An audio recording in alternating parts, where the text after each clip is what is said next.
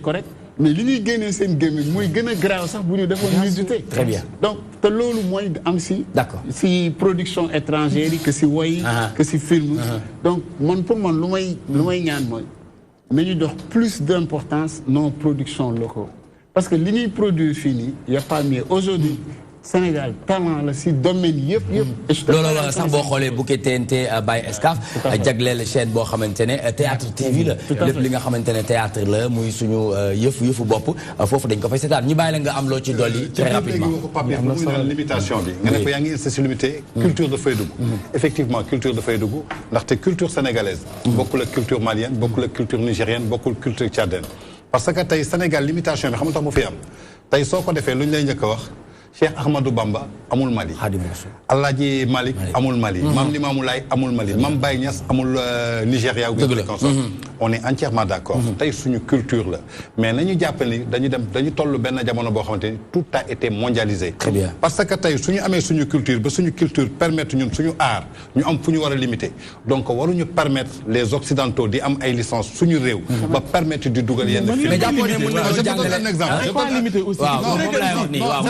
nañ ko wax mais jàppoo ni que ne mën nañoo def lu ne wala mën nañoo wane lu ne ci suñu aada ak cosaan on est d'accord on est d'accord que ñu limité wu ci suñu aada ak suñu cosaan mu ngi wax de voilà on est d'accord que ñu limité wu suñu aada ak suñu cosaan amuñu lu gën suñu culture tey lépp lu may valoriser man je dis je défends la culture sénégalaise avant de défendre la culture africaine parce que je travaille avec des artistes africains mais d'abord c'est le Sénégal qui est ma priorité parce que je suis sénégalais et je suis fier de l'être donc mën nañu limiter suñuy cadre mais tey ñan ñoo ñu gérer ñan ñoo ñu structurer la CNRA tey il permet benn clip bu Davido génn ci télévision Sénégal yëpp da koy permettre avec des filles toutes nues avec des filles en 2 pièces qui se baladent mais pourtant ñun suñu clip yi tamit léeg-léeg ñu gis ay yëngal yoo xamante ne attends qu'on termine vas-y allez-y parce que tey bu Davido dañ ko exposé à l'air libre da nga gis piscine bi nga gis kii toog mu leer na la que lii li muy def xale bu ndaw bu am 5 ans bu koy xool xam na ni lii c'est sexualité très bien donc la première des choses même soo ko tereewul su génnee ñaari xale dañ koy essayer récemment on a vu des vidéos ay xale yoo xamante ne 3 ans xaw ma 4 ans ñu doon circuler par rapport à WhatsApp mais di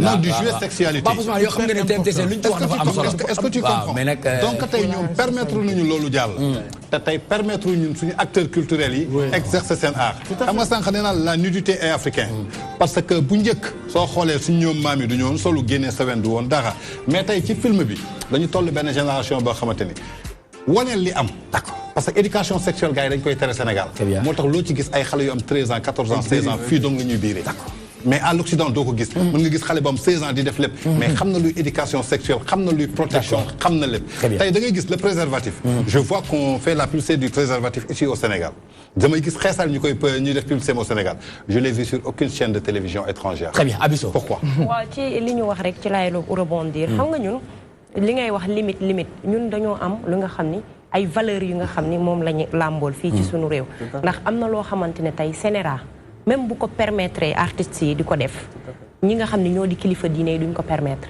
tey su jàllee benn yoon ñaari yoon di nga dégg coow lu bëri te tamit li ngeen di wax limite c'est à vous artistes yéen a war a mën a proposer lu nga xam ne soxla woo leen copier pour aller de l'avant nous Africains on n'a pas besoin de copier les Occidentaux pour taxaw au devant de la scène parce que am nañ lu nga xam ne tey suñ ko taxawalee wala sax buñ ko joxee valeur bi nga xam ne am na ko def ko nu mu waree Tange wax na ko léegi mooy problème formation peut-être que am nañ ay talent yu nga xam ni exploité wuñ ko nu mu ko waree ba tax na tey ngeen di xoolee ni tey Occidentaux yi def nañ lii permettre nañ leen ko alors que ñun permettre nuñ ko ci lu ñu moom buñ ko exploité nuñ ko war a exploité ñee duñ ñu yóbbul dara juste pour te dire que ni rek jarul ñuy def li ñee di def pour mën a taxaw au devant de la scène léegi dama bëgg ñu changer tuuti cadre tamit ñu des ci cadre bi kaw ñu changer tuuti cadre léegi non dañ koy xaar 15 secondes pour yow 15 secondes pour moom ñu changer cadre bi tuuti rek s'il vous plaît non yow li ma la may jeex na on est des puristes man xoolal moi je suis authentique man lu ma mun a am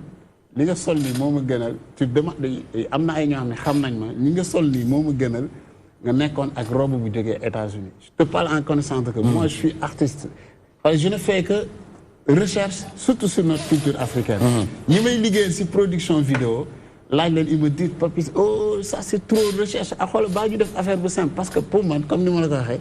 l'élégance africaine est en marche. Image dafay jouer tamit. L'élégance africaine est en marche partout. Le problème ce n'est pas que dañ dem copier nous copier wuñu Sénégal. Il y a des artistes qui sont bons ici très bons mais Lamine Ndiaye lan lay soxlaal copier beneen acteur ci àdduna. Il y a un grand frère qui s'appelle Ibrahima Mbaye Sorano lan lay copier ci benn acteur américain il n'en a pas besoin parce que yàlla may na ko talent bi. Ce que je veux dire par là, nos chaînes de télé et médias promouvoir ce que nos artistes produisent. D'accord. On ne demande très bien. que ça. Merci Papis. Très rapidement, 15 secondes. Nous partageons les mêmes idées que toi. Nous, on n'a pas besoin de copier. On a nos cultures et nos valeurs. Nous nous respectons parce qu'on est des Sénégalais. Tay question de société là. Yow ci famille nga jógee man ci famille laa jógee kii ci famille la jógee te ñun ñëpp ñooy gisandoo lépp di ko doxandoo. On n'a pas dit que dañuy dem copier ji pour am sensualité. Mais qu'on laisse nos artistes faire s'exprimer wane li ñu bëgg a wane. Parce que Papis tey amul sañ-sañu toog di wane loo xamante ni tey moom su toogee di ko seetaan day am kersa ak doomam. Parce que su ko defee moom génnee na boppam ci sénégalité. Donc ñun waxuñu loolu dañu ne nañu permettre suñu artistes yi génnee seen talent te suñ ko génnee vous les médias, nous les médias, on essaie de promouvoir ça.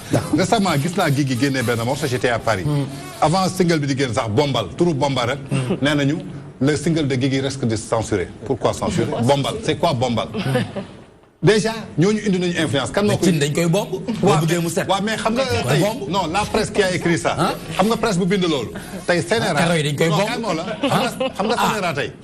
ça. Ils sont trop politiques. D'accord. Au lieu que nous gossions que cette bille, les mobiles, mais tay dafa am ay structure yu nekk ci état bi dañuy bàyyi xel presse bi. Alors que kooku di bind loolu. du journaliste amaana xalaatam kese la wax. très bien bu ñu wax xalaatam léegi Sénégal da ciy bàyyi xel naan xaaral ñu censuré ko. balaa population bi du ñu mere. alors que dañ ko tooñ. très bien monsieur Lamine Ba lan ngay déduire ci waxtaan bi ci li nga xamante ne dégg nga ñu yëkkati waat ko ci wàllum complexe limitation parce que dañuy wax ne am na lu bëri loo xamante ne ñu ngi koy jëlee bitim réew muy dugg fii sans problème nit ñi di ko seetaan à l'aise avec des enfants avec et cetera mais s'il s'agit de nous il y a un problème. C'est un débat compliqué. Pourquoi compliqué? Parce que ça parle de la... Pape Ousmane, mon n'est à l'aise, hein? Non, ça parle de... Non, c'est très compliqué.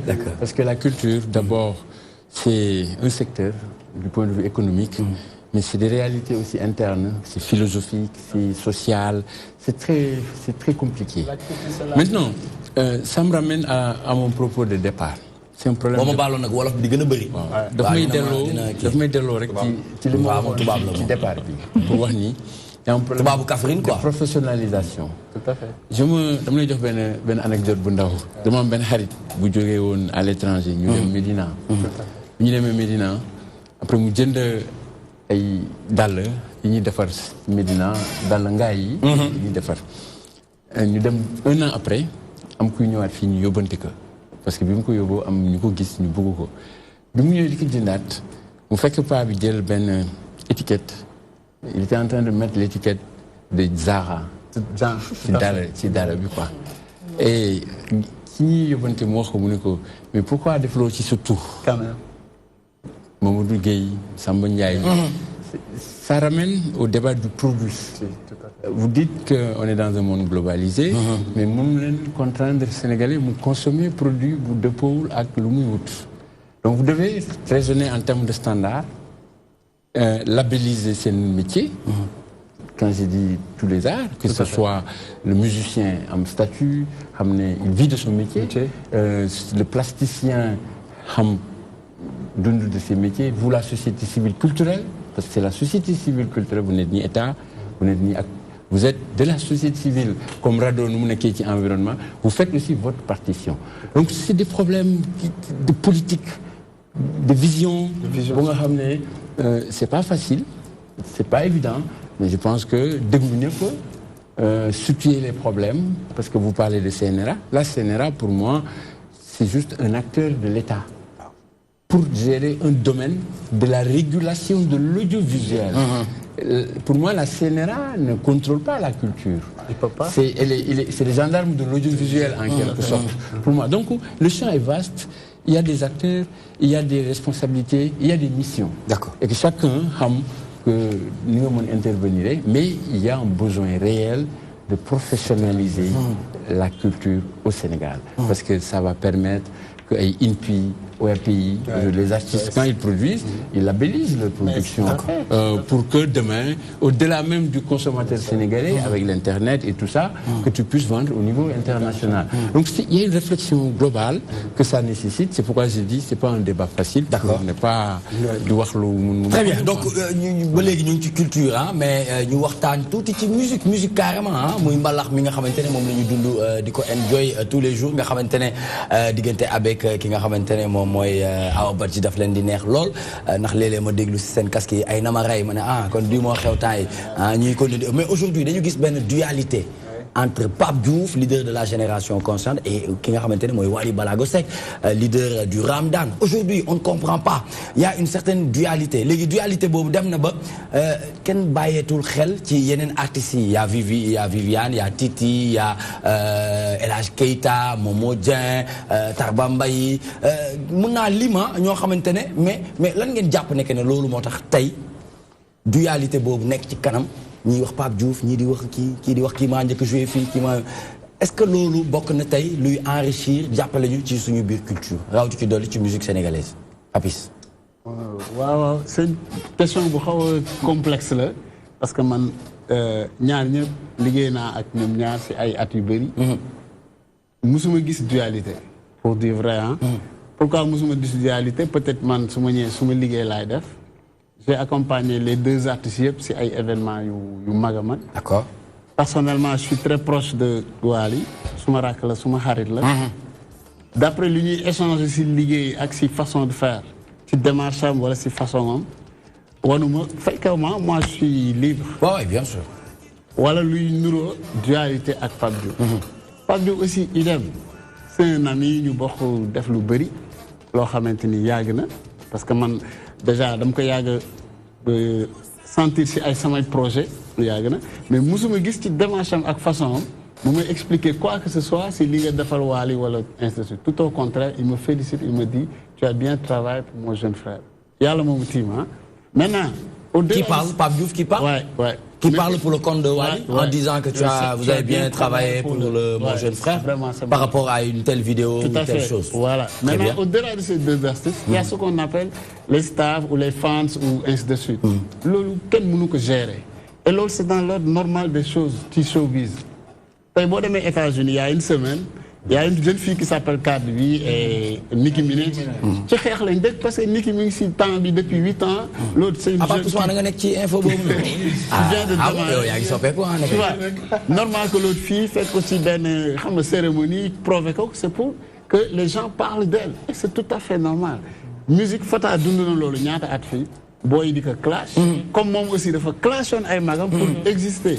Faut que nous comprenions que musique moi loo xamante ni yaa siy mag nit ki ci temps mais mu fekk si la ci âge maasa yow wala voire même mu makaar la si. D'accord. Musique rek la am.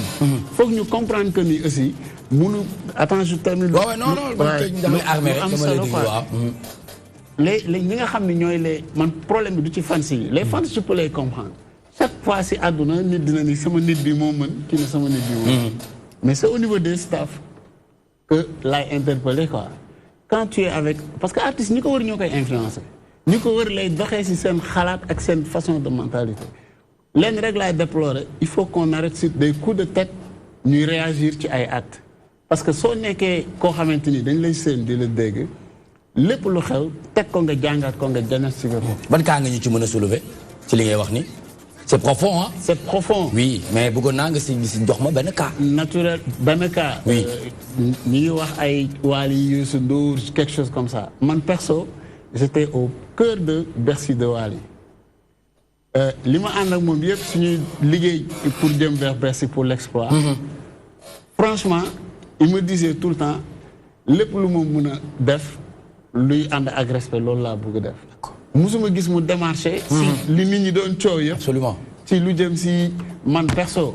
c'est moi qui faisais le montage. La preuve def na sax background bi def Youssou Madjiguène. tout ça tout ça il m'a dit tu as le libre choix de faire ce que tu veux. Je parle à la télé. Il m'entend. Bien sûr. Il m'a dit tu as le libre choix de faire ce que tu veux. mais man lu ma neex rek mooy suma papa def na lu extraordinaire si musique je lui rends hommage. Donc aujourd'hui pour man baax na trop artistes yi nga xam ne ñoom la ñuy boole si genre truc yooyu te ñoom aussi ñu apaiser un peu le débat waxtaan ak seen fans yi génne ay mots yoo xam ni ça va être par contre am na si ñoo xam ni auprès des artistes li leen yëkkati du defar li leen yëkkati du defar loolu il faut le dire te loolu mënul ñàkk parce que yow tey Nicolas soo nekkee star Tange nekk star man ma bëgg a siiw su ma ñëwee si Tange il est occupé su ma ñëwee si yow pour bëgg a gel yi xam nga pour bëgg a être que wane que je suis proche de Nicolas je dis des bêtises sur Tange c'est ça un peu rek qui fait le truc mais aujourd'hui ñi nga xam ne ñooy def seen liggéey si wàllu communication si wàllu structuration si wàllu promotion. Très bien pour man dualité amul. d'accord léegi Tange moom li ma ko bëgg a laaj mooy Sénégal nit ñi ñu ngi wax ne Wally Seck dem na Arena hôtel bu Genève c'est pour une première fois benn Sénégalais dem liggéey fa def fa spectacle mais derrière après moi on m'envoie un texto une personne boo xamante ne man dafa wóor ci man. mu yónnee ma texto ne ma attention. du premier Sénégalais bu joué foofu parce que Youssou Ndour joué na fa 2015 2017 ma ne pour ma approfondir su ma àndee ak Tange dina ma ci wax lu gën a leer. tout d'abord damay simi casquette directeur exécutif de l'OMAR. waaw non fu mu toll nii moom waaw en tant que Tange Tandian le journaliste. D'accord. Tange Tandian qu'on surnomme l'homme des grands événements. Je crois que j'ai travaillé. C'est l'homme des grands événements ah ouais. Je crois que non. Non mais loolu dafa am ah mais on l'a vécu aussi hein. Je crois que j'ai travaillé avec. peut-être léegi da nga dellu ginnaaw tuuti rek. Non j'ai travaillé avec Youssou Ndour. D'accord. Jusqu'à Ouzin Keita. Par respect nag de Youssou Ndour jusqu'à Ouzin Keita. amul benn événement bu mag bu am à l'international boo xamante ni j'ai pas participé à cette réussite. Très bien. Commençant par Youssou Ndour, Wally Seck, Pape Diouf, Viviane, Titi, Coumba Gawlo Seck, Assane Ndiaye, récemment bi ci mujj mooy Sidi Diop quand on était à Paris au mois de mai. Donc xam naa luy événementiel xam naa luy organisation. Tout à fait. muy en Europe muy aux États-Unis muy au Canada. Donc tey lenn laa jàpp. Tey su ñu nee Wally Seck c'est le premier Africain qui a joué à Arena de Genève. Où est l'information? Pour moi ça c'est pas l'information. Damay rejoindre Papis ci lu ma waxoon léegi. Il y a pas de dualité entre les artistes. Que ce soit avec Pape Diouf ou Wally Seck ou Youssou Ndour, il n'y a jamais eu de dualité entre ces personnes. Que ce soit avec Viviane ou Titi, il n'y a jamais eu de dualité avec Coumba Gawlo Seck, avec Sidi Diop. Parce que ku ci nekk wéet na ak yow. Wéet na ak yow. Koo xamante ni staff nekku fa manager nekku fa. Ma dégg lu baax li ngay wax ci sa morom. Mais li kii wax la ret musique moo complexe da ngay dem ba toll foo xamante ni sa staff ñu la entouré ñoo lay accaparer parce que yow dootoo am benn vision dootoo gis lu bare. Je te donne un exemple Pape Diouf day jouer parfois pare jouer génn peut-être ñu bëri ñu ko wër ils te disent que non mbër toj nga fii def nga lii ma jël sama téléphone ma ne ko Pape mu ne ma ne tu as fait rien de bon mu ne ma ah bon ma ne ko si ma ne ko tu as joué en live mais seetlu naa ni que way bi dafa gudd. seetlu naa ko way bii da nga ci teel benn nit di ko ci way lu bëri am na koo xamante ni kooku taxu ko mu ñëw foofu di ko rectifier wu muy rectifier wu te daf may déglu. Youssou Ndour joué na Bercy le lendemain Bercy man ak moom ak Birane ak Mamar Dieng ñu nekk ci ascenseur bi ma ne ko ce qui m'a plus marqué dans ton Bercy en 18 minutes 55 secondes tu as chanté 4 chansons avec tempo ambiance et chaleur mu ne ma Birane kii jinne la. ma ne ko man damay xool performance artiste. damay xool lan lay dégager parce que le public qui est venu là-bas. c'est un mélomane. Vous avez dit en 18 minutes.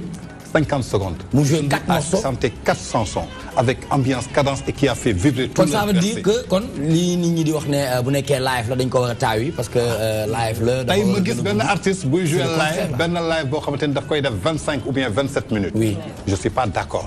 parce que après saturation da lay soof. tey un Nicolas boo xamante ni toog na 15 ans ñëwul Sénégal. il vient en vacances aujourd'hui j'ai envie de sortir pour écouter une bonne musique. tu rentres en boîte supposons tu entends Chiwab ou Wally tey benn turu nit diw mais fi nga toll mais attends mais c'est pas cette personne là qui a fait que j'ai payé mon ticket. Absolument. Ça t'énerve. Tout à fait. Il faut qu'on essaie d'enlever. Très bien. Youssou Ndour il est très professionnel. Aujourd'hui je peux dire que si le Sénégal est représenté partout à travers le monde ginnaaw yàlla Youssou Ndour et pourtant tey ni mu am ci xarit ak a bëri. Youssou Ndour mosoo gis ci seenam ku yéeg di ko baatare. D'accord. Youssou Ndour mosoo ko gis mu téye benn nit di ko way. maintenant ci ñi des ci arena bi. voilà tey arena bi non di nga ñëw tey arena bi je dirais que ñi doon wax loolu. moo naam mooy côté kii ñu mu doon wax staff yi. waaw parce que ñooy indi dualité donc ñoo bëgg a wane ni que Wally Seck moo fa njëkk a joué mooy li ñuy wax nit balaa ngay wax da ngay gëstu ji. parce que xam-xam da ngay gëstu. en 2005. tey man miy wax ak yow mën naa la ne lan la moo taxoon mu joué fa ak ñaata place la fa defoon ak tout cela. lan moo taxoon mu joué fa. concert u malaria la woon. sensibilisation contre le paludisme. dañ ko jëloon mu dem jouer fa et il a rempli toute la salle. Donc, mu def ñaata ticket en jeu de. Bon, il a fait. Donc, Arena de Genève, ça prend environ 9500 places. Au cas échéant. Mais Youssou Ndour avait fait presque 9000 places. Mais l'autre Youssou Ndour fait 9000 places, c'est pas Youssou Ndour seulement qui a travaillé dans cet événement. C'était la communication. D'accord. Communication, quand tu fais un événement, le Tolni Genève, tu es un artiste sénégalais. On ne te connaît pas là-bas. Vas-y, rapproche-toi des agences de communication qui sont à Genève. Il y a des agences de publicité, il y a des attachés de presse. Tu travailles avec eux. Je vais faire un événement tel. Sur cet événement, moi, je peux te copter 1000 personnes. Qui n'est le copter 3000 personnes. La facturation, c'est ça. Tu es d'accord, il y a négocié, il y a signé, il y a fait quoi. Qui a fait quoi. D'accord. Ce que je ne suis pas d'accord, que ce soit Pape Diouf, Wali, Hassan Ndiaye, Viviane, que tu fasses un événement en Europe et que tu fasses passer des publicités sur Zik FM. À Genève, on n'écoute pas Zik FM. D'accord. La communication des affichages, ça devait se faire à Genève. Très bien. Maintenant, deuxième fois, Youssou Ndour jouer, il faut qu'elle. Non, Youssou Ndour, il faut jouer en 2005. Qui t'a dit que Youssou Ndour a joué 2 fois, il ne t'a pas dit la bonne version. D'accord. Youssou Ndour m'a fait jouer, c'était en 2005. Très bien. 2005. La deuxième personne. On parle d'organisation. Organisation Bercy. Arena ne connaît pas Wali. Oui. C'est Ismaël Lô qu'ils ont mis en tête d'affiche. Parce que l'Ismaël Lô qui est un artiste international. Donc, moom lañ def tête d'affiche. Comme t'as Ismaël Lô fi jeunesse bi xamuñu ko, on a communiqué sur Wali pour Wali dem. Mais la seule chose qu'on doit faire, c'est encourager Wali. Pourquoi on doit l'encourager? Bien sûr. Parce que c'est un jeune, il est talentueux, il a l'avenir devant lui. En plus, il a osé. Tout à fait. Nit kuy def lolu.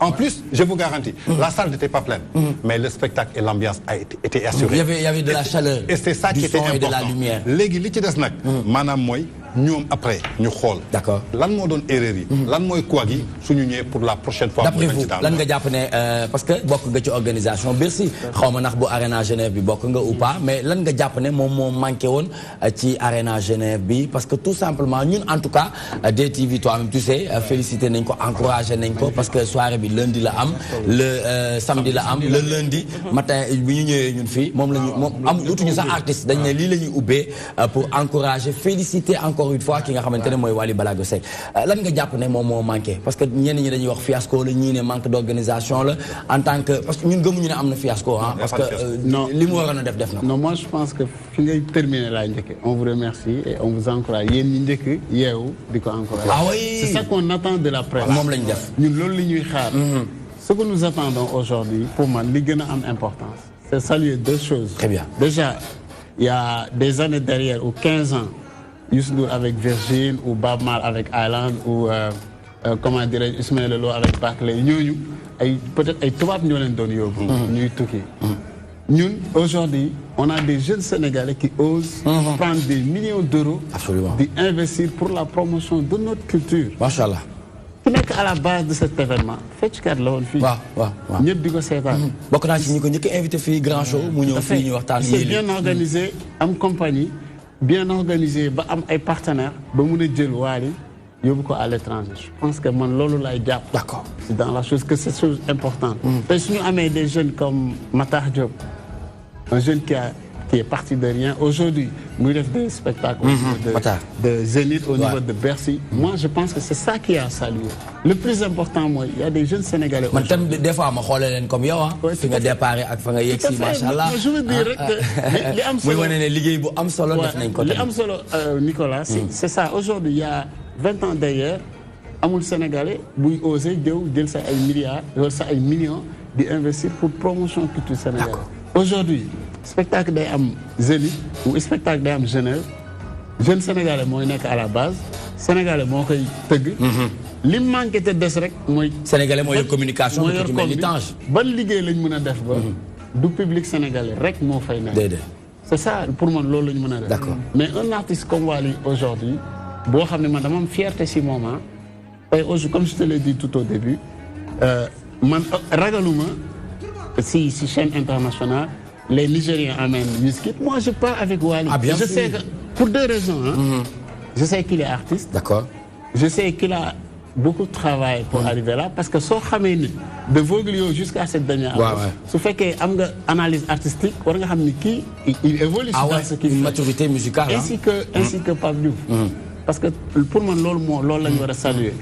Quant à nag manque d'organisation tu xam nga nit loo fekkewul mënuloo ci wax loo xamul man li ma xam ko mooy je sais que c'est un jeune très courageux kii lépp loo xalaat ni day jëmale culture sénégalaise. D'accord. même moom su fekkee dafay gaañu. dina la vas-y. Très bien, question fermée là, très rapidement parce que dañ ciy dellu si waat mu gën a yaatu damay laajte cette dualité bi ñuy wax entre les musiciens da nga jàpp ne animateurs yi dañ ci am part de responsabilité oui ou non Tange. ak dinañ ci dellu si waat ndax animateurs yi dañ ci am part de responsabilité. ba fi ma toll gisaguma animateur bu ci am part de responsabilité. Très bien, oui. non man animateurs yi feneen laay waxee. feneen waaw d'accord kon loolu dinañ ci wax. mais fii nii mënoo ma ci tontu. non man du ma tontu lu ma xamul. Dualité. Non. Non, dama ni man gisuma dualité entre les deux. Très bien, merci beaucoup. On y reviendra tout à l'heure. C'est toujours dans toi-même, tu sais, le rendez-vous incontournable. Nous avons avec Omar Tem, qui vient de s'installer un nouveau bureau et engage le combat pour la valorisation de la musique et des arts. Nous avons avec Tange Tandian, directeur exécutif de l'Omart, avec aussi Papis Nian, réalisateur et directeur de la musique et de l'audiovisuel. Tout de suite, c'est parti avec l'actualité de l'Internet appelée ActuBuzz, c'est maintenant. Si on se réfère à Sénéweb, Wade réhabilite Maître Madické Niang, n'est-ce pas Abisso? Tout à fait, Nicolas, dans une lettre qu'il lui a adressée hier mardi 11 septembre, Wade réhabilite Maître Madické Niang qu'il avait voué aux ennemis dans une déclaration antérieure. Nous vous proposons sur la lettre de l'ancien chef de l'État mu mel ni que Nicolas dañ leen di tënk rek lettre bi nga xam ne Laye Wade bindaat na ko ci bu mu njëkkee bind lettre bi nga xamee ni juróon coow lool mu ko ci wax moom nag gëm na déclaration bi nga xam ne Madické Niang def na ko pour tontu ni moom laalewul dara ak li nga xam ne dañoo ne daf ko bëgg a wor pour rek jël place u Karim Wade Laye Wade di ko xamal ni fi mu teg Madické Niang moo tax moom mu yaakaar ni moo tax affaire bi choqué ko ba mu yaakaar ni Madické dafa dox ci ay tànk war ko ba tax na tey Laye Wade ñëwaat na à de meilleurs sentiments pour xamal ni Madické Niang doomam la comme ni Karim nekkee doomam ni. Très bien, est-ce que mënoon nañu xaar réaction bu mel nii ci ancien président de la République muy maître Abdoulaye këtt na rek tëll rek mu ne damm na ci lettre boo xamante ne est-ce que waruloon soxla yeneen ni saytu gas xool effectivement ndax affaire bi fiable na pour mu mun cee yëkkati kàddu monsieur Lamine Ba. Moi je pense que comme le président Wade l'a dit, c'est un incident clos. Un incident clos, il ne sert à rien de revenir là-dessus. Non, Wade, président moo wax mais yow laa sa jàngat. Oui, man sama jàngat mooy c'est deux personnes yu communiquer entre eux. Nous arriver à ce que on se comprend. Il y avait une incompréhension. Maintenant, on se comprend. Quand on se comprend, on avance. On n'a pas besoin de perdre du temps sur des commentaires. Ce qui est important, c'est que Madické Niang, c'est une grande personnalité du PDS. Quelqu'un qui a eu des relations, quand même, pas des moindres avec le président Abdoulaye. sama gars yi nekk Kaffrine ñu ngi may bind ci message di ma wax waa ji monsieur Ba li muy wax ñun comprendre nañu ko. d'accord tubaab rek lay wax. te ñun bëgg nañu parti démocratique sénégalais dafa nekk suñu xol ba nga xamante ne. seen diggante ñoom ñaar. waaw vraiment diggante bu nga xam ne la. lépp xaj na ci lépp jaar na ci. d'accord donc ñun lu ñuy def rek mooy ñu rafetlu ce retour à la normale. d'accord et puis gën a am espoir ci l'avenir du parti démocratique sénégalais. waaw peut-être xëy na Lamine Ba moom du ci def commentaire mais ku mel ni maître Abdoulaye Wade pour man li nga wax ni dafa essentiel c'est une question très pertinente mooy ni ko toll noonu Trump boobu nga xamante ni tey duñ tudd Afrique ci sommité yi te duñ tudd maître Abdoulaye Wade mel noonu tey su jotee ay informations yu bàyyi part d'autres au regard de contexte bi ñu nekk nga xamante ni ñu ngi ci coowal Karim dana ñëw dina bokk ak du bokk ku toll ni maître Madické Niang ñuy prêter ay informations comme quoi que ni mu ngi xalaat nangam am ñuy jiixi jaaxa pour man bu jotee information boobu peut-être logique bi moo doon d'abord mu ubbeeku ceeg moom koo xam te ne jege na ko comme ni ko Lamine Ba waxee ñu waxtaan avant muy doon sorti yoo xam ci presse bi lay jaar via ay lettres d'autant plus que bu ñu sukkandikoo ci maître Madické Niang li mu njëkkoon wax mooy ni moo ko njëkk adressé lettre boo xam ne xëy na ñoom ñaar ñoo ko xam mu ci doon bind yéeneem ne kat au regard de lii ñu am nii kat ñuy xalaat est-ce que duñu envisager plan B. ba tey ba gannaaw suba maître Abdoulaye Wade tontu ko ci lettre boobu waxu ko ci lu may dañuy toog rek. signature est-ce que ànduñu ci coow loolu jug mu wax lii am naa ci ay axes de lecture ci lii man li ma jàpp leneen pour daaneel Nicolas man jusqu'à la preuve du contraire au regard de li may gis nii de deux choses l'une parti démocratique sénégalais waaw fas yéenewul bokk ci élection présidentielle yu 2019. ba ma doo bàyyi li ñuy waxtaanee mag yow nga. wa ilaa waaw. suñu briefing bi nga bëgg ko indi ci tëju woon leen ci am yu ci jukki yu am solo. dëgg la non wa ilaa parce que li tax moo ko Maître Abdoulaye dafa waxoon ni du ñu bokk ñun ci élection yoo xamante ne Aly Ngouille Ndiaye dafa organisé. yow te Maître Abdoulaye Wade mooy wax. mais am na wax bu am solo bu mu waxoon aussi yéema lay wax ci laa bëgg. waaw ba mi sànni yeneen dina ñëw yu wane ni. waaw gëmuma ko. 50 ans bëgg naa 50 ans libéraux yi nekk ci bopp réew mi. lettre bi ñu ngi wax ne am na tey yëf yi delluwaat na ci jàmm ak salaam waaye parti démocratique sénégalais naka nga gisee avenir am ci politique ci warawatu ci doole ci 2019 bi ñu jëm. pour man avenir ñoom amatul ci ñoom parce que bu fekkee parti boo xam ne njiit bi ki ko doon jiite instant bi nekk fi te à chaque fois décision bu amee moom mooy jël décision bi moom mooy wax ni nii la ñu war a doxee moom mooy wax ni nii la ñu war a def te moom à chaque fois li muy def mooy bëgg a jël doomam jiital ko ci li nga xam ne mooy parti bi ba ce qui fait que ñenn ñi nekk ci biir parti bi duñ ci mën a d'accord mu nekk loo xam ne problème la seen biir kon pour ñoom ñu juboo dina jaaxal nit ñi torop. Merci beaucoup Awa Badji et pour clore.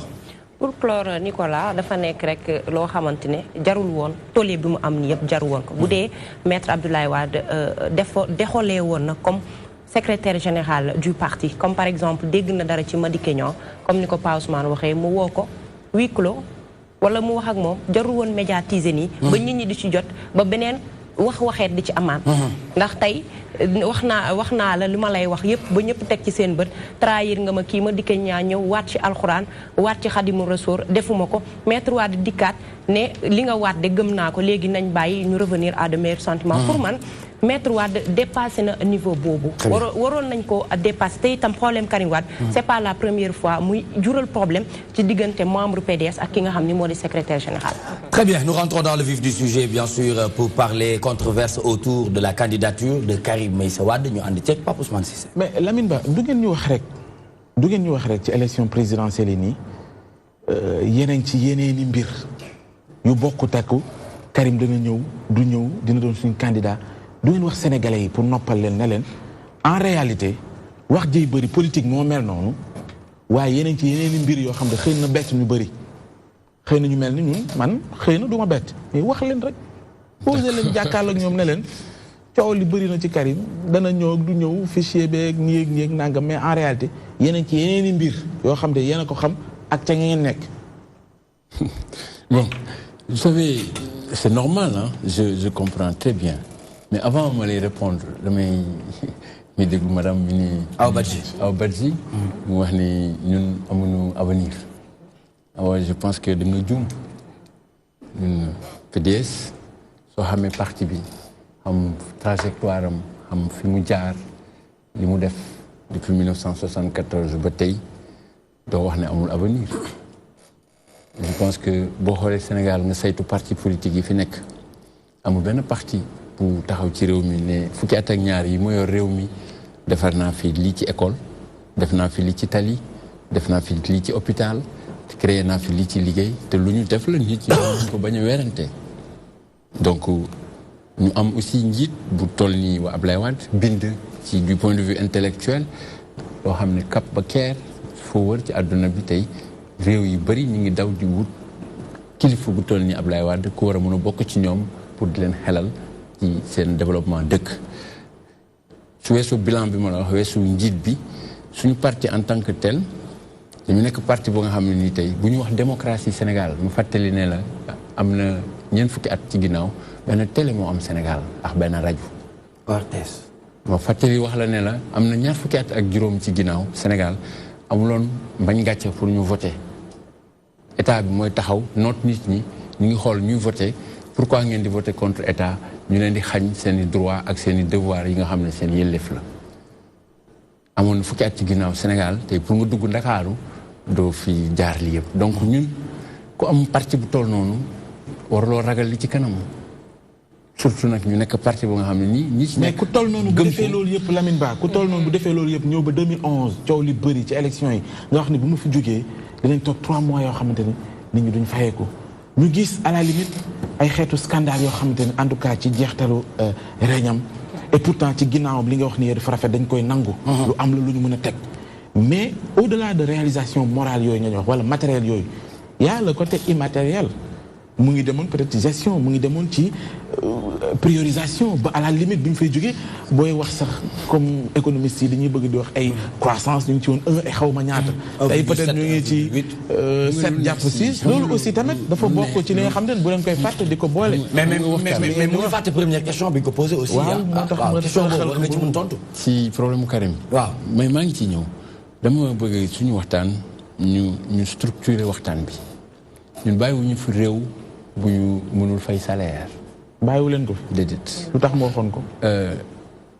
da ngay jël wax boobu nga delloo ko fu mu ko waxee ak lu taxoon mu wax ko. fan la ko wax ñu ngi ko waxee méridien. boobu dafa doon expliquer doxaluñu réew mi ni lii bu ñu ko toppee. ci noonu bu dinañ dem ba duñu fay salaire. fi ñu toll tey. fi ñu toll tey Sénégal. yaa ngi dégg ñu ne suñu budget réew toll na ci 3000 presque 900 milliards. fi may wax ak yow pour la première fois dans l'histoire du Sénégal. ñu toog Ndakaaru ay weer yàlla nit ñi di am problème ndox. pour un pays qui dit avoir un budget de plus de 4000 milliards. tey le Sénégal la dette du pays réew mi fi mu toll dañuy lépp di dund. ñu ngi ci 7000 milliards de dette. ñun li ñu fi bàyyi dañoo diingat ko. autoroute à péage.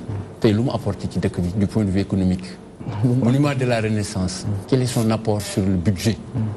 te li ñu fi defar hôpital yi ñu fi defar. non mais Lamine da nga jàll 2011 ci wax ji ñuy wax ci même Abdoulaye Wade li mu wax te on se rappelle jamono boobu. ak coow li nekkoon ci coupure courant yi c'est-à-dire am na ci ay aspects yoo xamante ne peut-être duñ ci partager ak yow mën ngañ ci yey nag wax ci mais jusqu'ici li nga xamante ne mooy les faits. te du lu ñuy leen mooy ni jamono boobu en 2011 xamuñu lu tax ñu perdre pouvoir. du bilan matériel du tabax du tali du école. walla c'est un bilan moral. loolu tuddee mooy matériel bi ma lay wax. maa ngi ñëw dañu def ay njuumte. kan moo def ay njuumte. suñu régime. comment. sénégalais yi jàpp ne. dañuy xaar ci lii nga wax lii. non dama ni loolu moo tax ñu jëlee ñu fii il faut pas. ci lan exactement. bari na am na ñu jàpp ne ñun ni ñu doxalee woon ni ñu yoree réew mi du noonu. xaaruñu ko ci ñun. am na ñeneen ñu jàpp ne ci benn fànn bi ñi ngi ci doon xaar ci lii kontaanoo nañ ci ñu dem élection nu gagné ñu. dañu war a toog ñu remettre suñu bopp ci. est-ce que du ci ticket bi car bloquant bi moom moo indi loolu. ba léegi nii bu ñu amoon jot pour waxtaan ci xam-xam. démontrer guñu ne ticket la loolu moo ko yëkkati. parce que ki nekk tey même ministre de la justice. toog na mu dem émission ak Alassane Samba Diop mu wax ni le 23 juin du woon ticket car bloquant. D'accord. Spéculation bi donc dafa bari. Est-ce que nous avancer ci les. Pour nous avancer maintenant sur le cas de Karim. Oui. Karim Wade, c'est un militant comme man, comme keneen. Je pense que bu fekkoon ni papa mooy dogal comme nu ngeen ko waxee bi ñuy jàpp Karim Abdoulaye du ko joxe danaan keneen ci parti bi demal kaso 3 ans. non Lamine Ba man non ma loolu. laisse-moi terminer. laisse-moi terminer. man li ma wax c'est simple dama lu mu bëgg. dama ne xam lu mu bëgg. est-ce que du ngeen wax ni Karim Meïssa Wade mënatul a ñëw wala nekkul ci condition pour bokk ci élection présidentielle yu ñu jëm. waa léegi. coow lu jeex. wala boog yeneen ci yeneen lu ñu xamul. ñu wax ko nii ci li ñu nekk. Karim mooy suñu candidat. incha allahu rabbi bu heure bi jotee dina ñëw Sénégal. yéen a ngi laaj signature nit ñi. lancé nañu suñu campagne de parrainage. léegi ñi ngeen di laaj seen signature boo ci dajee koo xam ne Lamine Ba day naan ah waaye yow yaa ngi may laaj sama signature léegi bu ma la ko joxee fan nga koy sànni.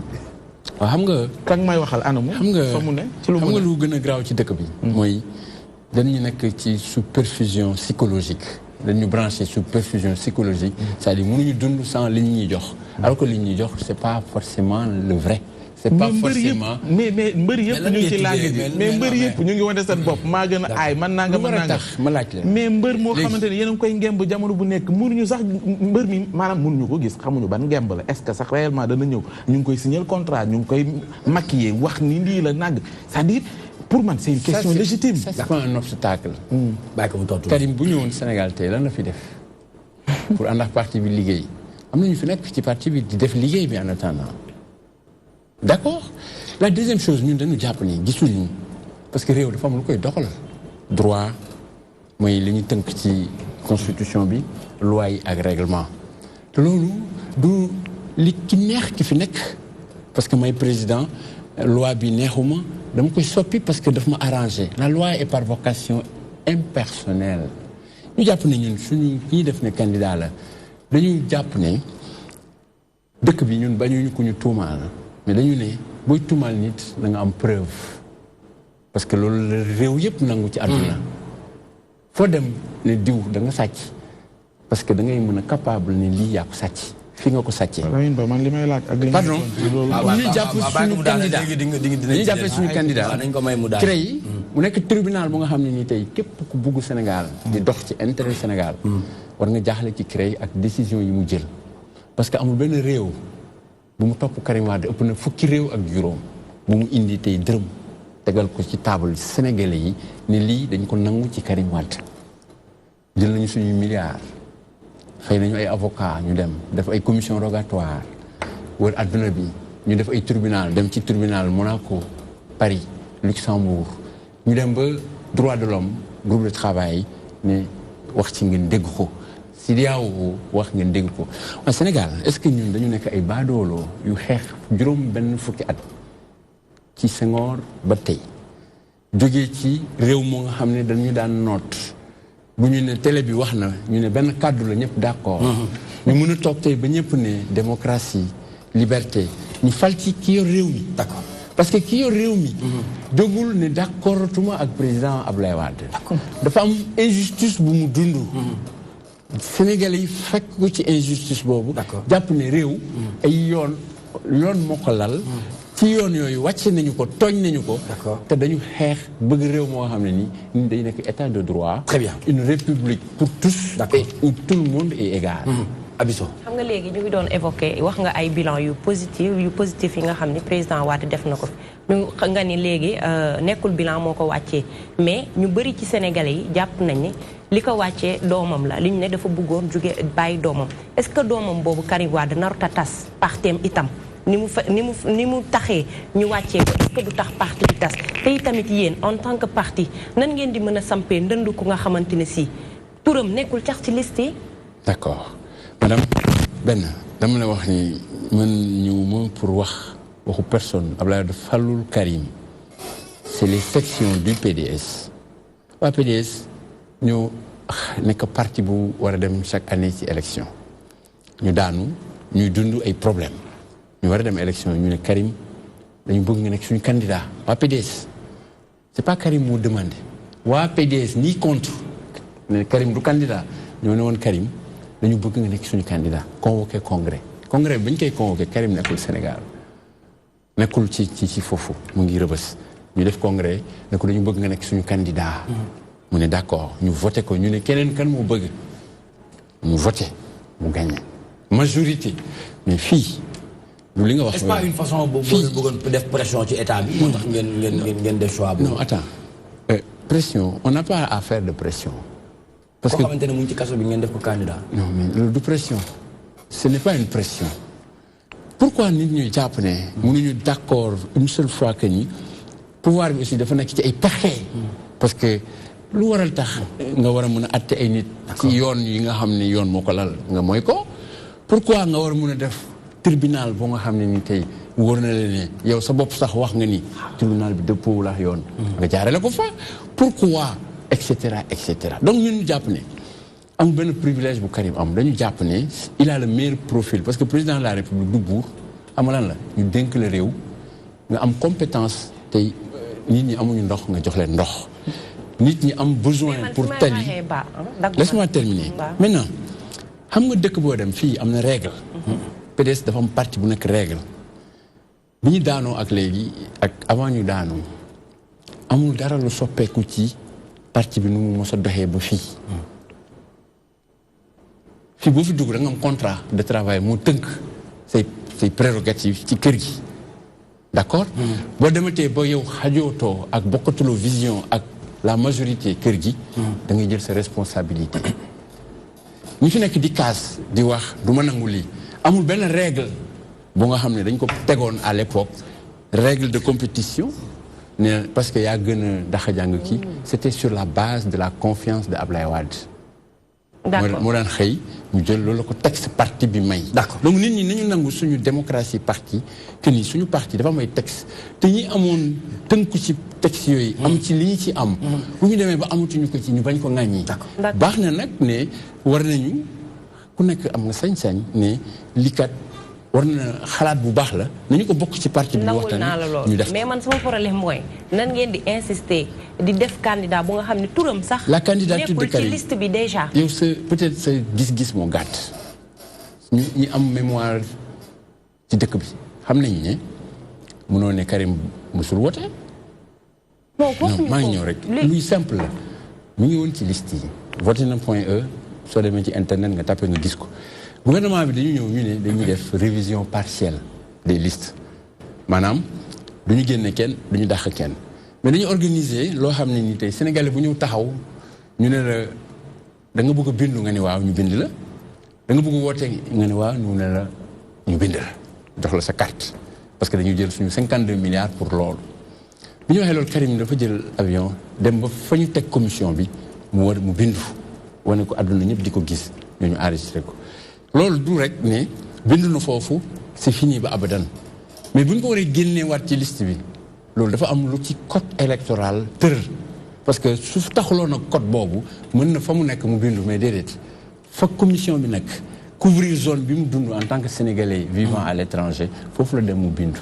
léegi nag yoon moo tëral ne suñ ko waroon dindiwaat ci liste yi dañu war a jaar fii ñu jàpp ne loolu yëpp amul dañ jaay doole. parce que dañu jàpp ne ñoo yor nguur yor gendarmerie yor police réduire nañ Sénégalais yi au point ci soumission ba nga xam ne nii dëkk bi lu ñu fi def rek du graaw 2 jours nit ñi wax ko après ñu jàll ci leneen. non mais Lamine ci logique boobu la ñu nekk. mais Lamine Ba peut-être li nga fi wax yëpp lu ci bëri xam nañ ko li ngeen ci jot a wax yëpp ak démarche yi ñu ci def xeex nangam yëpp xam nañ ko c'est-à-dire ci perspective yi ci li ñu jëm bu dee mënoon ci jox lu bees. man day wax dëgg neex yàlla gisatuma question bu ma lay laaj. mais parce que dama bañ maanaam ñu yàq suñu temps ñuy seetaan dañu bëgg xam ci lii ñu jëm ngeen di insister Karim dana ñëw bu ñëwul élection du am ci réew mi yoon dem ngeen ñaari yoon première fois jógee cour suprême ngeen jógee barki démb su ma juumul. gis nga lu mu jur def ngeen ay manifestation yéen a ngi tàmpe depuis boobu ba léegi même discours pratiquement même approche. te ba léegi fayut dara yéen a ngi fii point mort ci li ñu jëm léegi nag ci li ñu jëm bu fekkee amul yeneen réflexion yeneen piste pour ñu mën a xam est-ce que fa ñu jëm noonu la ngeen di sàkku nañ ko am man gisatuma lan laa la war a mën a laaj Lamine parce que bëgguma yàq sama wax man tamit dama bëgg Sénégalais yi seetaan ñu am lu ñu teg seen loxo. dañ lay jàngal ne la wax bala muy neex day waxu. le moment de parler. jotagul. le moment de parler ñaata weer moo des ci élection yi. xam nga lu am solo ñun. xam nga ba léegi wax fu ñu toll xam nga fu ñu toll ñun. yoonu réew mi moo nii. 5 mois pour nga nekk candidat présidentiel da ngeen a wuti parrainage 65 000 au minimum. à 70 000.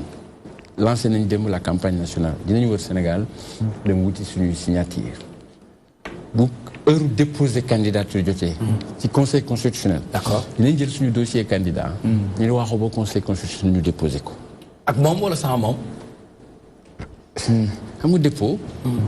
li la yoon may rek ngeen. mais waaw mais rafetoon na tamit ñu gis Karim Meïssa Wade gàddu dossier yi. est-ce que mënate ngeen jote date bi muy ñëw mënate ngeen joxe wala waxatu leen. kañ nga mujj déggante sax moom est-ce que yaa ngeen di déggante ak kañ ngeen mujj déggante bu nekkee am na. xam nga lu ma la mën wax fii. man tooguma fii egg si kaddu secrétaire général national du PDS. d'accord li ma la mën wax Karim Wade dina ñëw Sénégal ñun dañuy politique. te politique bi ñuy politique Macky Sall dafa jàpp ne la politique c'est pas la guerre des idées. mais c'est plutôt la guerre de la force. ñu bëgg ñu noot. ñu toog fii di ne dañuy taal dëkk bi. dañuy toog fii di menacer. loolu ngeen wax de. mais dañuy xeex. nu ngeen di xeexee. mais moom lu mu jaral président Macky Sall mu wàcc yoon. ba ne suñu candidat du taxaw. dinañu jaral 1000 fois plus. pour que ñu rétablir suñu candidat. mooy seen mot d'ordre. la dernière question Pape Ousmane. waaw mooy seen mot d'ordre élection du am ci réew mi sans Karim Wade. Papis. ñun li ñu wax. Papis nga ko tudd léegi. comme sa maam mooy woy. xoolal li ñu la wax li ñu la wax Sénégal loolu la ñu gëm te ci loolu la ñuy liggéey. d'accord. Très bien, merci beaucoup monsieur Lamine Ba, membre du comité directeur du Parti démocratique sénégalais. Li ñu nekk di waxtaanee ci jamono ji jëm ci controverse autour de la candidature de Karim Meïssa Wade. Tout de suite nañu ànd ak Awa Badji ci li nga xamante ne moom mooy 14 millions de problèmes mu def mëninam rek comme ni ñu koy defee tous les mardis. C'est tout de suite après ceci.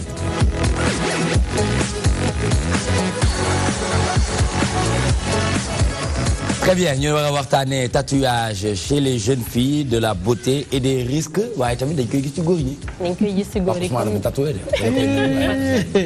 su ñu ko waxee Nicolas mu tatouage nekk loo xam ne instant yi dafa nekk ci mode. mu nekk ñiy def tatouage le plus souvent seen produit. Tange dafa tatoué. gis nga ko wan na la ko léegi nii Tange mayaat ñu ko waaye mayaat ñu ko. bii de rusuma ko wane. waaw fii la ñu am exclu bi. waaw lii lan la. Serigne Touba Khadim Rasoul. macha allah Serigne Saliou Mbacké inside my head forever. waaw. Zoumel. noo taxawal. Seera Fall bi wane ko waneel ko waaw voilà. ñu Seera Fall bi ñu xëcc. may leen bi Allahu. Allahu bi. tey lii. oh là là c'est magnifique. Tes produits yu ñu utiliser le plus souvent dafa nekk ay produits yoo xam ne c'est toxique.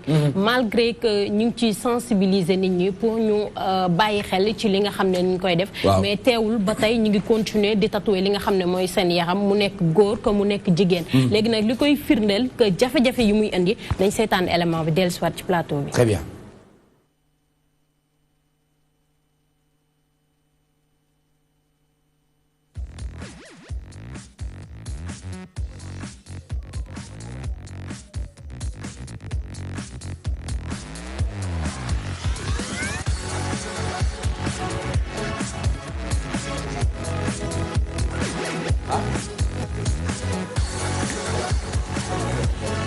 Voilà Nicolas gis nga li nga xam ne mooy vidéo bi temps yëpp mu ngi circuler ci li nga xam ne mooy net bi ñu wane ay nit yoo xam ne dañoo def tatouage ñu am jëli ci ay problème kii loxom bi bu mu defee tatouage ba pare dañu gis ni dafa am infection ñu nekk di ko faj wane nañ ak ñi nga xam ne lu xale jigéen yi jël léegi mooy tatouage yi ñuy def seen yéen yi yooyu yëpp ñi si jëlee ay problème mais dem nañ tamit fi nga moo di marché HLM gis nañ ñi nga xam ne moom loolu mooy seen liggéey nee nañ ay tatoueur lañ gis nañ tamit rencontré nañ tamit benn cliente ñu déglu say élément bi ñoom lu ñu wax. Très bien. Depuis 2005 maa ngi si. yaa dama ko jàng bon fi laa ko jàngee sama benn gars bon ba mu si nekkee ba léegi ëpp na 10 ans. am na produit yoo xamante ne dafa baaxul am na beneen bi dafa baax quoi. boo xoolee Jidda lay jógee quoi Jidda fa la produit bi di jógee produit bu baax bi am na yoo xamante ne day jógee Mauritanie am na yu jógee Maroc mais bon souvent ñun bu ñuy use Jidda lay jógee quoi. produit bi bu demee ba manqué ñu génnaat beneen yow boobu moom dafa baaxul quoi te yow mi aussi tamit yow boo amee ndoxum siti soo defee rek dalay allergie. tam boo xoolee ku mënul ñi nga xam ne dañuy jékki-jékki rek dégg mbirum crayon xamuñu la ñuy crayon yi ñoo rek dugg si ba ko def jël ay ñuulal bon mun na la allergie à tout moment. dafa am poudre bu ñuul quoi parce que bi bokkut ak poudre tradition bu comme poudre bi ñuy collé affaire yooyu noonu quoi comprendre di si dafay ammoniaque pour mu ñuul ak yooyu noonu bii da ngay def poudre bi bu fekkee bu noir la da ngay def ci saa si toog quelque temps mu jàpp ñuul ñun mën nañ ko xam nañ fi ñuy teg xef yi te suñu ko tegal nit mu indi ko benn problème si bëtam. man su may liggéeyal nit dama lay liggéeyal ba pare yëkkati sama carte jox la man nga dem nag ne li ma la posal xeef bi deñ na wala ongulu yi ak nii. su ma defaral nit mu dem ñëw ne ma dama allergie wala soit que dafa ma dem indil beneen problème boo xamante ne bokkut ak bon non musuma arrivé quoi vraiment. mun naa ne mu nekk lu doy waar nag loo xamante ne nekk na phénomène ci mim réew jamono jii nii xale bu jigéen boo gis rek moo ngay tatoué ndax nekk na mode waaye mode la tamit boo xamante ne dañ ko war a saytu bu baax ndax bu ñu gisee premier vidéo bi gis nekk na lu jéggi dayoo. jéggi na dayoo Nicolas parce que déjà bu ñu waxee tatouage mi ngi sokkee ko c'est au 21e siècle jógee ci li nga xam ne mooy les Indiens. ci tribune bi nga xam ne ñu ngi leen wooyee les Incas ou les Mayas. ñoom ñoo doon tatoué te lu ñu doon def mooy pour mën a définir seen rang social soit dañuy wane ni ñoom ay takk der lañ. soit ñu wane ni ci nguur gi lañ boo soit ñu tatoué li nga xam ne mooy seen totem ci seen yaram ñu dem ba nga xam ne dañ ko indi fii en Afrique ñun ñu ko doon def pour ay cérémonie moo taxoon ñu doon def mais ñun daanuñu woon tatoué fuddan lañ doon def fuddan boobu nag mosu fee indil kenn li nga xam ne moo di ay problème voilà ñu ngi koy def ba léegi parce que dem nañ ci ñoom lu ñu wax mooy nee nañ ñoom ay fuddan la ñuy utiliser te loolu c'est impossible ndax déjà fuddan boo ko utiliser il faut que nga def si ay couches yu bëri pour mu mën a ñuul te ñoom déjà seen produit yu ñuy utiliser da nga koy def benn yoon rek soo ko defee à l'instant même da ngay gis dafay ñuul ci saa si kon ce qui prouve que ni ñoom defuñu li nga xam ne mooy ay fuddan mu nekk nag loo xam ne problème la boo xam ne temps yi moom sonal na ñi nga xam ne mooy xale jigéen ñi mais que même góor ñi parce que bu fekkee tatouage am na ñoo xam ne loolu mooy seen liggéey ñoom ce sont des tatoueurs professionnels bu fekkee nit ki ñi ngi wax munoo ko bàyyi parce que jigéen ñi du tatouage kese li nga xam ne mooy ay cils ñu ngi koy def muy leen di indi problème ci seen i ay bët li nga xam ne mooy ay pose ongle ñu ngi koy def mu indi leen ay problème ci li nga xam ne moo di seen i wee yi bëri na te kenn comprendre parce que duñu xam na superficiel moo tax ñu koy def wala lan moo tax ñu koy def te def dara pour rafet mu indi la ay jafe-jafe yaakaar ne am naa leneen loo xam ne gën na ko. Très bien Tange ñu gis nañu tatouage bi muy Mame Serra Fall bi ak Serigne Saliou Mbacké ak Allahu bi kañ nga ko def ak ci yenn condition nga ko defee. waaw xam nga damay rejoindre lu mu wax léegi xam nga tatouage bi ñu ko dalee def yàgg na peut-être je crois que c'est la première fois ñi ciy gis benn inconvénient. lan moo ko indi c'est-à-dire gis nga mooy li ñu doon wax sànq rek ñàkk structuration ak formation. da ngay gis nit ki di def dara dem jàngi ji ko man mes tatouages bii je l'ai fait à Paris. D'accord. bii je l'ai fait aux États-Unis. Mais c'est des spécialistes. mais wan ñu dañ ko bëgg gis bu baax waaw wan ñu Allahu bi. Allahu bi je l'ai fait à New York. D'accord. Mais c'est des spécialistes. wan ñu Mame Serra Fall bi. bii je l'ai fait à Paris. Mais c'est des spécialistes. ñoo la koy defaral. D'accord. Pourquoi ñu def ko nag xëy na bon. Et ça coûte cher là-bas. Ouais, bon ça coûte aux États-Unis vers $250. D'accord. Ça, j'en avais fait 2, 3. Il y en a une autre ici. Oui. Ça m'a coûté vers 360 €. D'accord. Voilà. Donc, pour moi, les plus nous devons dañ ko wara professionnaliser parce que ay professionnels ñoko def. Très bien. Malgré produit là. D'accord. Mais tay xéssal bi ñang koy def. Sénégal depuis bas âge ñi ngi xéssal xam nañ yan produit la ñuy utiliser. Donc mode la ak fashion ñu koy def mais tay nit lepp loy dugg rek demal ci professionnel ki ko jàng. Très bien. Tay ki nga gis ni. Waaw. Peut-être su ñoom maam fuddan la ñu xamoon dama doon gis sama maam day guddi lay toog fuddanu jël ay toile takk ko ci sol ay kawas su xëyee suba xoos après su guddiwaatee mu def ko ba mu ñuul ñu dem ba benn instant gars yi suñu amee xew ñu yàkkamti ñu def benn couche mu xonq après ñu jënd moñak bi def ko ci taf-taf mu ñuul bi ñu demee ba benn instant gars yi peut-être amatuñ jot nga gis ay xale yu góor ñooy jógee fenn jaxase seen ay produits dugal ko ci benn bouteille commencé di dessiner di def gars yi di ko utiliser ci xew yi mais tey da ngay toog ak benn nit boo xamante ne xamul sax qu'est-ce qui se passe moom it mu dégg lii wala nga dégg ni que kii lii mën na gaaw rek mu dem yëkkati ko mais est-ce que xam na yaramu kooku adapté na wala adapté wu. D'accord. man balaa may def tatouage dama def ay test ba pare. Très bien. dañ def ay test jël sama sang. xool sama sidit xool sama peau. ba pare joxaat ma rendez-vous. D'accord. dem naa Allemagne ji defi tatouage c'était au mois de décembre. tu sais la gars kañ la ma jox rendez-vous. juillet. waaw kon ba juillet ba ñu yegg ci juillet. yow bokk nga ci jigéen ñi di def ci tatouage yi ndax nekk na lu xew de tendance la de. ah man de damaa gaaw allergie moo tax ay tatouage te en plus sax lieu li ñu koy defee dafa hygiéniqueul dara marché lieu public poussière bi lépp lu nekk ci biir nga taxaw ci digg mbedd ñi nga xam ne sax dañ leen di posal sil li ma ci gën a choqué mooy seen bët yi la ñuy aj ba si kaw nga gis xale bu góor bi di jël comme genre aiguille di jël par benn ak col loolu vraiment dama gis ni nag ñi koy def je n'ai rien contre elle mais ñàkk bëgg sa bopp la au fait di créer sa bopp yenn feebar yi nga xam ni mënoon na ñàkk ak wér gu yaram ni mu jafe an sa bos yow an sa tatu xanaa war nga ñëw yow tatu yow d'accord Pape Ousmane nekk mu tatu yow très bien et pour terminer Awa Tange mi ngi koy wax léegi nit loo mënti gis si àdduna dafa war a am professionnalisme léegi nag ci wàllu professionnalisme boobu dinañ fi indi kenn koo xam ne moom déjà def na formation déjà wax nañu boo bëggee def tatouage test yi nga war a def wala sax bal type de peau la ñu te ak si même abi lu mu wax li nga xam ne mooy wàllu hygiène loolu yëpp dinañ koo jël indi ko fi mu wax peut-être ñi nga xam ne ñoo ciy toppandoor nan la ñu war a mën a def pour rafetal li nga xam ne mooy ñoom seen liggéey. Très bien, merci beaucoup Awa Badji. Nous allons retrouver mercredi prochain, Inch'Allah, toujours dans 14 14 millions de problèmes li mu doon waxtaanee jëm ci tatouage chez les jeunes filles de la beauté et des risques mu nekk loo xamante ne tey moom lañ doon waxtaanee ci 14 millions de problèmes am na benn internaute bu tudd Djibril Bao nee na béggee naa leen waa TMTC c'est bien beau mais chaîne yi teg musique mais suñu amul qualité tamit kenn du ko forcer nañu innover def recherche comme Tange ni mu ko waxee Papis Niang ci wàllum qualité affaire bi nga doon wax ci télé yeeg pour ñu jeexal en beauté parce que li ñuy dese bëreetul tout à fait non loolu dañ ko si fekk si defe naa si sama biir wax maa ngi wax ne en interne je dis toujours aux artistes est-ce que lii duñ ko améliorer est-ce que lii mais loolu man damay rawaatu toujours sur l'état am na école de musique conservatoire au Sénégal comme musique sénégalaise amagul dénominateur commun ñu ne lii mooy musique sénégalaise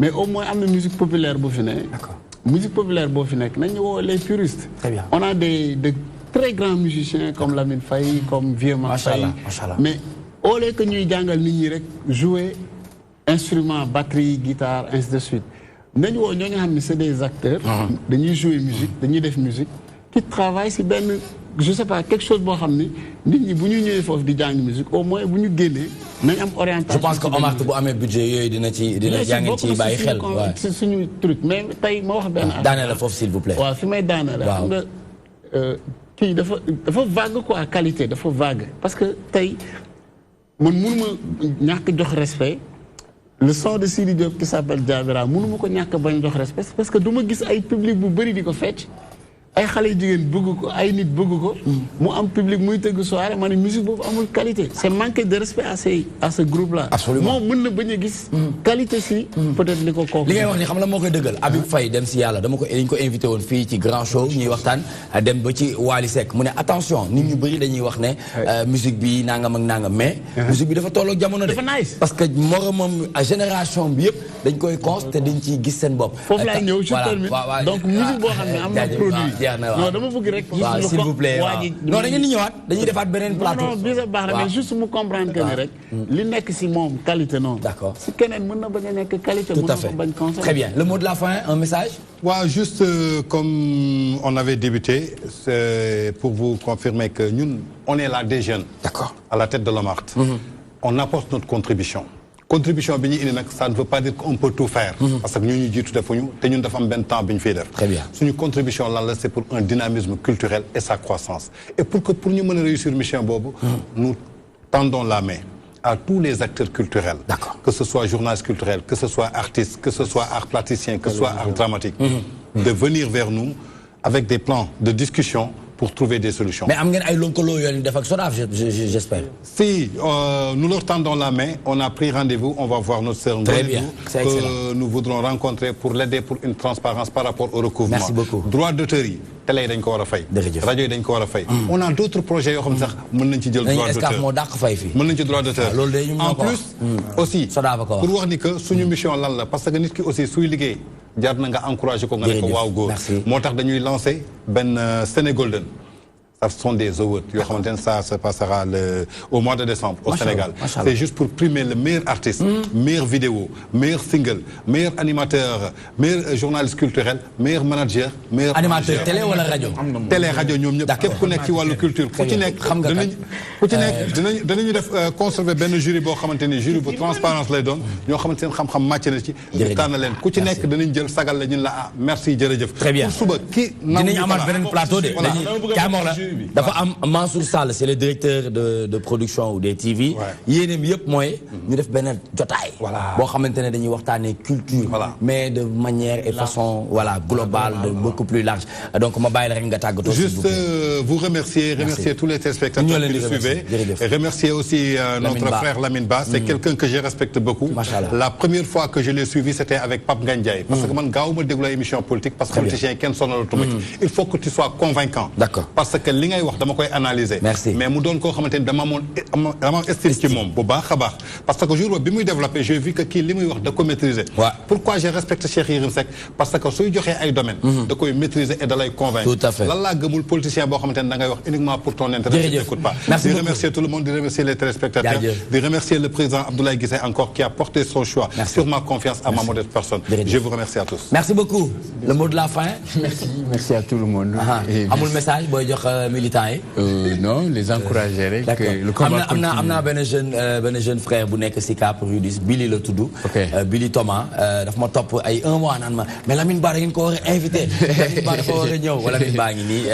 merci beaucoup di souhaiter joyeux anniversaire Ndeye Mariem Janik Sène ñu gën ko xamee ci Pucène muy rakku Matar Ndiaye nga xamante ne c'est le premier Sénégalais bu joué ci NBA nekk foofu ci Cap Rudis donc joli Sène Pucène lañ koy woowee moom mooy jabaru Serigne Mbaye mi nga xamante ne mu ngi foofu ci RTS 1 di def basket forever ñu ngi koy souhaiter joyeux anniversaire santé bonheur prospérité succès et beaucoup d'argent en tout cas ñu ngi sant di gërëm ñëpp di jaajëfal ñëpp di def mention spéciale à toute l'équipe de production mi nga xamante ne ñoom ñoo ñu yombalal liggéey bii nii di jaajëfal Thiandoum ak ki nga xamante ne mooy Ismaïla Païs nekkoon ci ginnaaw ci réalisation bi on vous donne rendez-vous demain inchallah Modou Mbacké ñaa ci xibaaru mbarax bi programme bi di continuer di wéy sur la magie de toutes les télévisions sénégalaises 9h midi Dunia FM 88.9 la voix du cœur jërë ngeen jëf.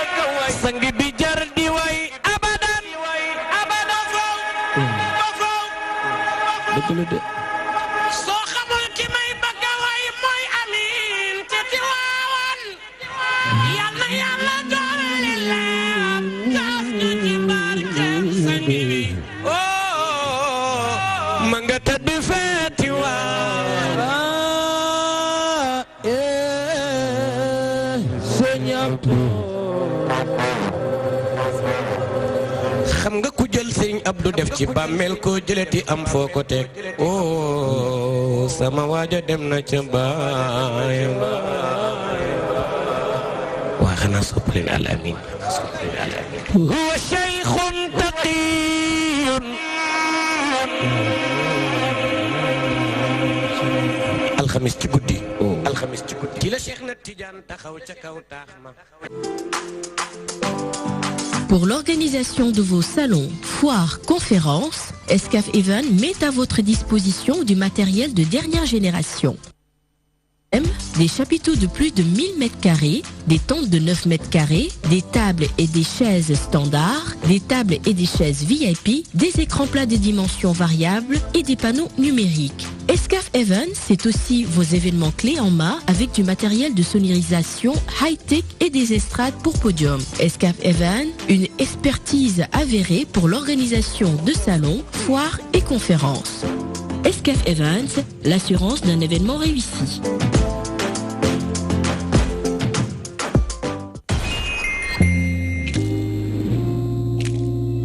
Théâtre TV judduna télévision bi ñu jagleel lépp lu jëm ci wàllu aada ak cosaan fii ci Sénégal mën ngeen koo am ci canal 140 bu TNT bàyyi ek jeudi ci guddi wuute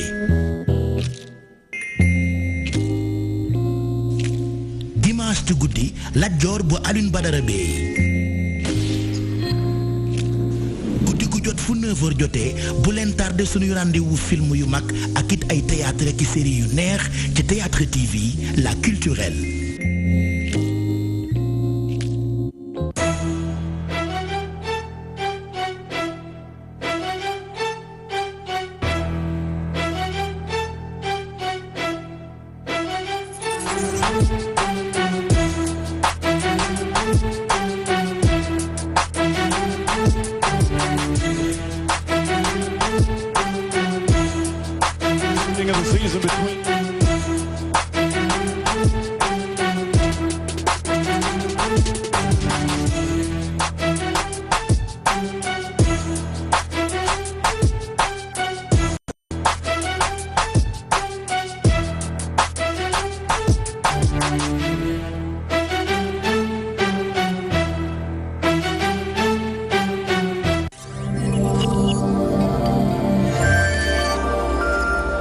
téléspectateur u Dunia TV ñoo ngi leen di nuyu foo leen mën a nekk ci seen émission bi di Majalisul Ulama di jataayu borom xam-xam yi. tey nag ñu dalal koo xam ne kenn la ci ñoom di Serigne Mame Ass. ñu nar a waxtaanee koo xam ne ñu ngi ci weeram. muy Hadj Abdoul Aziz Sy. mais lan moo ko may réussite. moom Hadj Abdoul Aziz ba nga xam ne murit tijaan xaadar laayeen chrétien ku tudd rek ñu ne daa baax. mais loolu résultat boobu lan moo ko may Hadj Abdoul Aziz. loolu résumé ko nga ko ci sa biir wax te mooy jikko. Seydi Hadj Abdoul Aziz nag dafay ku jafe wax ku jafe waxtaane ci benn côté waaye itam di ku yomb ba waxtaan.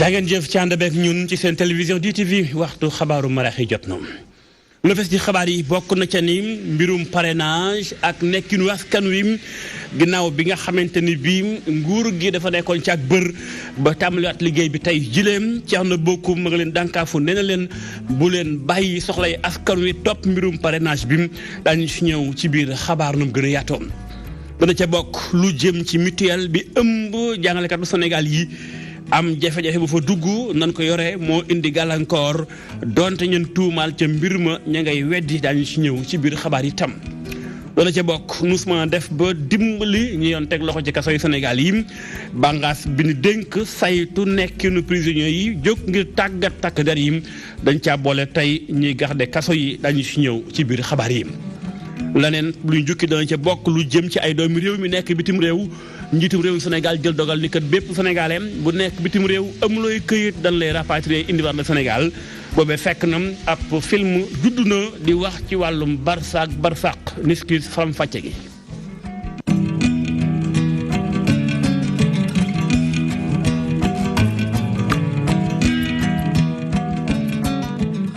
gërëm leen cànd beek ñun tàmbali xabaar yi jëm ci mbirum gouvernement bu Sénégal xam ngeen ñu nekk ci jamonoy bër la nekkoon bër gi léegi jeex na dikkaat nan tàmbaliwaat liggéey bi tey ji am na conseil des ministres bu njëkk ginnaaw bër gi waaye mu yemoo ak jamonoy parrainage di ab campagne Thierno Bocoum moom mi jiite mouvement Agir candidat à l'élection présidentielle 2019 nee na mi ngi dànkaafu nguur gi waa nguur gi bu ñu topp campagne parrainage bi tax ñu fàtte soxlay askan wi ndax nag parrainage jëgut fàtte askan wi seeni jafe-jafe moom ci boppam dénk na kàddu El Hadji Moussa Bey ba président de la république di lancé parrainage bi gis ngeen jour boo xam ne jouru liggéey la mu woo si ñëpp ñoo xam ne ñu ngi si gouvernement bi ñu ngi toog jour boobu pour mbirum parrainage gis nañ tamit que seen taxawaay seen wax seen i discours ak seen i lépp loo xamante ne ñu ngi koy def mu ngi jublu si nan la ñuy def pour wut ay parrain ak nan la ñuy def pour fal président donc loolu lu mu indi mooy campagne électorale bi dafa commencé déjà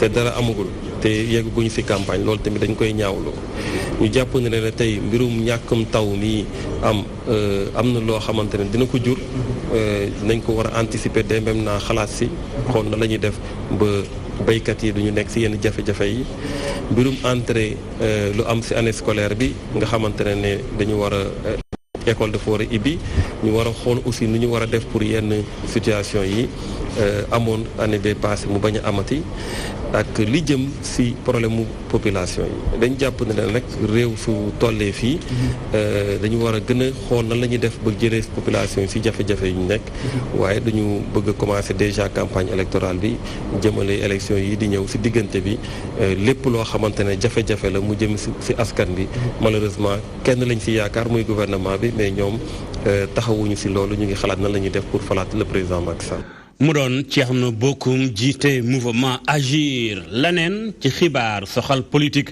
nu su war a waxee ak it nu su war a defee ba askan yi mën a yëg mën a xam doxalin yi ndaje mu yaatu lañ ci am ab bànqaas bu yëngu ci wàllum communication moo ko sookee bokk na ca ay kàngam yu miin lool xam tamit wàllum communication ndaje moomee El Hadji Moussa Bey ma nga ca woon reportage. akuk ràññee soxal jokkalante bi ci biir ak bitim réew waaye gën a soxal nag dundinu politique di solos nag lël bi nga xam ne amal nañu ko sukkandiko rek ci li ñu duppee communication politique waaye it anam yañ koy lale bay bàyyiloo xel nit yi ci yëngu-yëngu ñenn ñi bu weesoo nag firnde xam-xam bi tax ñu koy mën a jëmmal bokk na si it jébbal ab tàggat ñi sàkku xam-xam bi ni mel. communication politique jàpp nañ ne dafa nekk lu am solo jàpp nañ ne dafa nekk li nga xam ne tey askan bi soxla na ko parce que gouvernement yi dañu war di communiquer pour nit ñi xam lu ñu bëgg a def xam luy seen yéene xam luy seen action collectivité territoriale yi dañu war di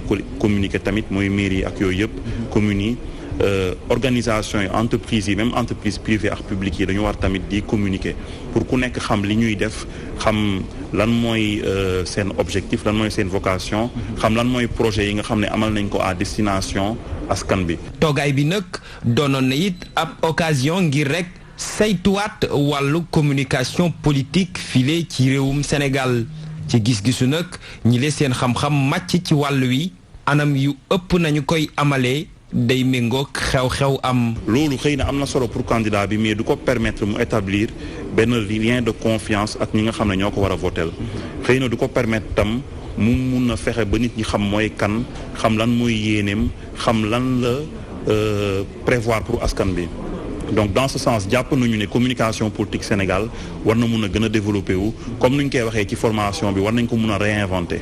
Je pense que les enjeux de cette communication politique dont on parle sont en train plutôt d'être... Communication politique dafa gën a xew ba tax na fii ci Sénégal nit ñi ngi ciy gën a dugal seen loxo nànk-nànk moo tax nag xeetu tàggat yi dafa méngoog jamono ak élection yi di waaj a ñëw dinañ gën a yëg li ni mel. En l'air du temps et puis avec les élections qui arrivent on va davantage le sentir. daara ji di Madiba Leadership Institute nag niki fukki fan ak ñaar bile ci weeru septembre lañu tàmbali nag ab tàggat soxal MBA exécutif ci wàllu communication politique waaye it anam ya ñu koy lale rek ba mën a bàyyiloo ñi ñi xel ci ñiy yëngu ci yenn yi ñu gën ko xamee ci stratégie d'influence taxawaay bi nag daldi rek dimbali professionnels yi ba ñu mën a tooge xam-xam bi mën a tax ñu sàmmanteeg liggéey boobule ci wàllu wi. El Hadji Moussa Bey jaajëf li dëgg ci dëgg mooy ci wàllum communication politique la ci ëpp solo mooy wax dëgg askan wi xibaar yi ci beneen mbir mi ngi soxal politique ba tey waa PDS jàppale ni seenu candidat di Karim Wade coow la ko topp bari na loolu jamono ji tembe donte coow bari woon na ndax xam day am plan B wala déet ñoom la ñuy wax mooy Karim mooy seen plan A mooy tam seen plan Z ba Y loolu lépp la ñu xamle mooy dañoo gis ni daal fi mu toll ni tembe dañoo bëgg sax am 200 junni ci ay signature ak ñett ci ay millions yu ànd ak seenu candidat waa PDS doon lancé démb seenu campagne ci teewaayu Chantal Badji reportage. téeméeri junni xaatim jëm ci wàllum parrainage ngir seen candidat mën na bokk ca jongante présidentielle ya léeg-léeg nag mooy bëggu-bëggu parti démocratique sénégalais ñoom libéraux ya li ñu bëgg mooy jëlaat nguur gi ci 2019 jaare ko ci seen candidat Karim Wade jóg nañu rek jëm ci wutum parrain. On commence aujourd'hui si les parrainages da ngeen am yéen ñëpp commune par commune da ngeen am seen ay feuille de parrainage ngeen fexe ba ñëpp mën si am ku bëgg a am soo ko amul si commune bi soo ñëw si permanence bi daan la ko jox. kon sunu objectif tey jii mooy ñu am ay centaines de milliers de signatures suñ ko amee ba pare ñu waxtaan ak nit ñëpp ñu waxtaan ak opposition bi yëpp pour ñu gën a nekk benn ñu songandoo ñu dóorandoo. moom coordonnateur national bu parti bi ñaawlu na doxin bi nga xam ni nguur gi mi ngi koy amal waaye itam leeral ni Karim Wade mooy seen candidat te itam amuñu beneen plan. Notre candidat est debout suñu candidat mi ngi wéy di taxaw tem comme ni mu ko defee ci diirug ñetti at yoo xamante ne ni mi ngi ci biir kaso bi loolee li ko waral moom mooy tànneef bi nga xamante ne ni askan wi def nañu ko jëmee ci Karim Wade wor yi ak ñi nga xamante ne ni dañu koy fexeel mosuñu ko découragé Karim Wade moom kese moom moo nekk candidat PDS te loolu dara du ci soppeeku daañu fexe ba xeex ak pexe yi nga xamante ne ni président Macky Sall mu ngi koy jël te mu bokk ci modification code électoral bi waaye itam mbirum parrainage bi li wér te wóor daal moom mooy ragaluñu benn yoon Macky Sall ak bundu xataal yi nga xamante ne ni mu ngi koy def jëmale ko ci PDS. ci coow lu bare ak xumbute le parti démocratique sénégalais daal di tàmbali campagne bu jëm ci wutum signature ñoom nag ñu ngi artuwaat nguur gi te di xamle ni élection du am ci réew mi bu ñu validé wul seen candidature. jamono boobee waa PDS jógee buur jëm ci kaw nguur bëgg a folli nguur ñoom ñeneen di waa nguur taxaw ñoom itam bëgg a sàmm seen nguur bokk na ci ñoom Moustapha Cissé Lo taxawal na kuréel leen la bëgg mooy falaat président Macky Sall ci premier tour élection présidentielle 2019 yi ndaje la ci wote woon démb ndaje mu yaatu dénk na kàddu Abdoulaye Ndiaye. Macky Sall mooy sukkër te ñun ragaluñu jabet boobu la sukkër la dafay neex ñun ragaluñu jabet ñi ragal jabet nañ toog tey li taxaw mooy tey président Macky Sall dañ ci war a xar suñu tànk tubéy pour mu am deuxième mandat pour àggale li mu tàmbali te ñëpp jàpp ne baax na ci réew mi kon looloo tax ñu ni dañuy woo ñëpp ñi nga xam ne jàpp nañ ne ñoom fal président ñor na leen APR la ñu bokk wala Macky 2012 wala Benno Bokk Yaakaar wala non aligné xam ne bokkuñu woon ci Benno Bokk Yaakaar mais yéene Macky Sall liggéeyam rafet wala ñu nekk ci opposition boo xam ne même radicalul ñu ne kon li ñuy créer du parti la na leer ci bopp nit ñi du mouvement boo xam ne bi day am ay statut ak règlement intérieur task force la mooy mbooloo moo xam ne dans ci plateforme man nga bokk APR te fa nga nekk Grand Yoff gisoo fa sa bopp ci ñi ko yor wala Grand Médine comme Youssoufa Niang fa mu dëkk gisul boppam man gisuma sama bopp ci APR xam nga day jaaxal nit ñi Moustapha Cissé Lo sos APR dëkk Touba bokkoon ci secrétariat exécutif mais gisu ci boppam. kàdduk Moustapha Cissé Lo laneen ci xibaar mi ngi jëm ci mutuelle bi ëmb jàngalekat yi foofee nduxum dugg na ca koppar ga ak doxaleenu kër ga ñen tuumaal nag ña ngay weddi ndax jàpp na ni nan ko yore dëppul ak yoon ña ko yor nag weddi nañu ñu gën a xuus ci mbir ma ànd ci ak Dooda Càndum. kuréel gi xeex ak yelleefu ñi nga xam ne ñoo bokk ci mutuelle générale bu éducation bu Sénégal mere nañu lool ba fut bureau ba nga xam ne ñoom la ñu tabboon ndax nag seenu yor na seetlu dara mutuelle bi de li mu yore ci ay bor jëmale ko ci bërëb bu fajukaay yi takku na lool ba tax na nag ña ca bokk mënatunoo faju fenn ñooñee sax nag ñi ngi sàkku ñu audit leen ndax nag seenu yorin daal takk na suuf. ñi nga xam ne nii ñoom la yàlla dogal ñu dénk leen mutuelle bi. bu fekkoon ne respecté woon nañ ni ko texte yi lalee ni ko texte yi tëralee heure bii duñ fi yegg ak yéen pour wane suñu naqar à l'échelle nationale. wax na ko léegi ci français ni ñu tëggee texte yi amul nu ñu nekkeewul di ko jalgati ni mu ko waxee aussi ci français effectivement texte yi nga xam ne nii moom lañ def ñi nga xam ne ñoom la ñuy wax le conseil d'administration national avec son bureau exécutif national dañ koy jalgati nu mu leen neexee amul nenn nu ñu ko yoree lu dul corruption. Intimidation ak violation des textes. ñu bokk ca bureau ba nag moom nee nañu loolu rek nag ay tuuma la yoo xamante ni teguwul fenn. te mutuelle bi bañ ko yoree ba léegi 95 lañ ko sampoon bañ koy samp pour enseignant bi rek la woon volontaire mu nekk jeune ku xam ni jeune li muy feebar du bari su bu tollee ci dooleem mais boobu ba léegi enseignant bi màgg na fi am na fi ay soxna am na fi ay doom. donc dépense yi ñu daan def pour benn enseignant ñu ngi koy def léegi pour juróom-ñaar te état bi day cotiser boppam day cotiser membre bi cotiser boppam c'est ça le problème. maintenant ba léegi ñuy wax ni am nañ problème tuuti peut-être pour jot beneen partie bi waaye ñun état bi quand même bi ñu ko jot ñu ngi ñuy dimbali parce que quand même abal nañu siège bu ñu kii ñu ngi def ay effort pour accompagner. kuréel ga daal ñi ngi sàkku ci waa nguur gi nag ñu daal di jël dossier boobu def ko seen mbiri bopp te di woo bépp jàngalekat ñu daal di leen jàppale ci seen xeex boobu bu doonte sax ñu féetewoo ca bureau ba moom ña ngay faxas seen loxo fëgg seen dënn te naan na nag yorin wi sell na ba yegg ca lool ragalu nit ku leen audit ndax loolee dina tax ñu gën leen a wóolu.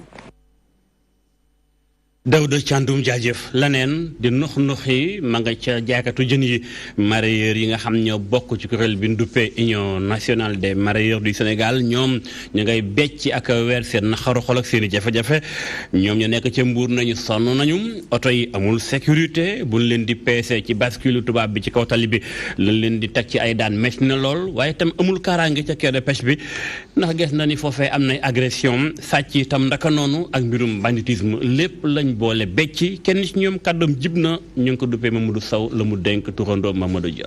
officiellement la cellule locale de Mbour.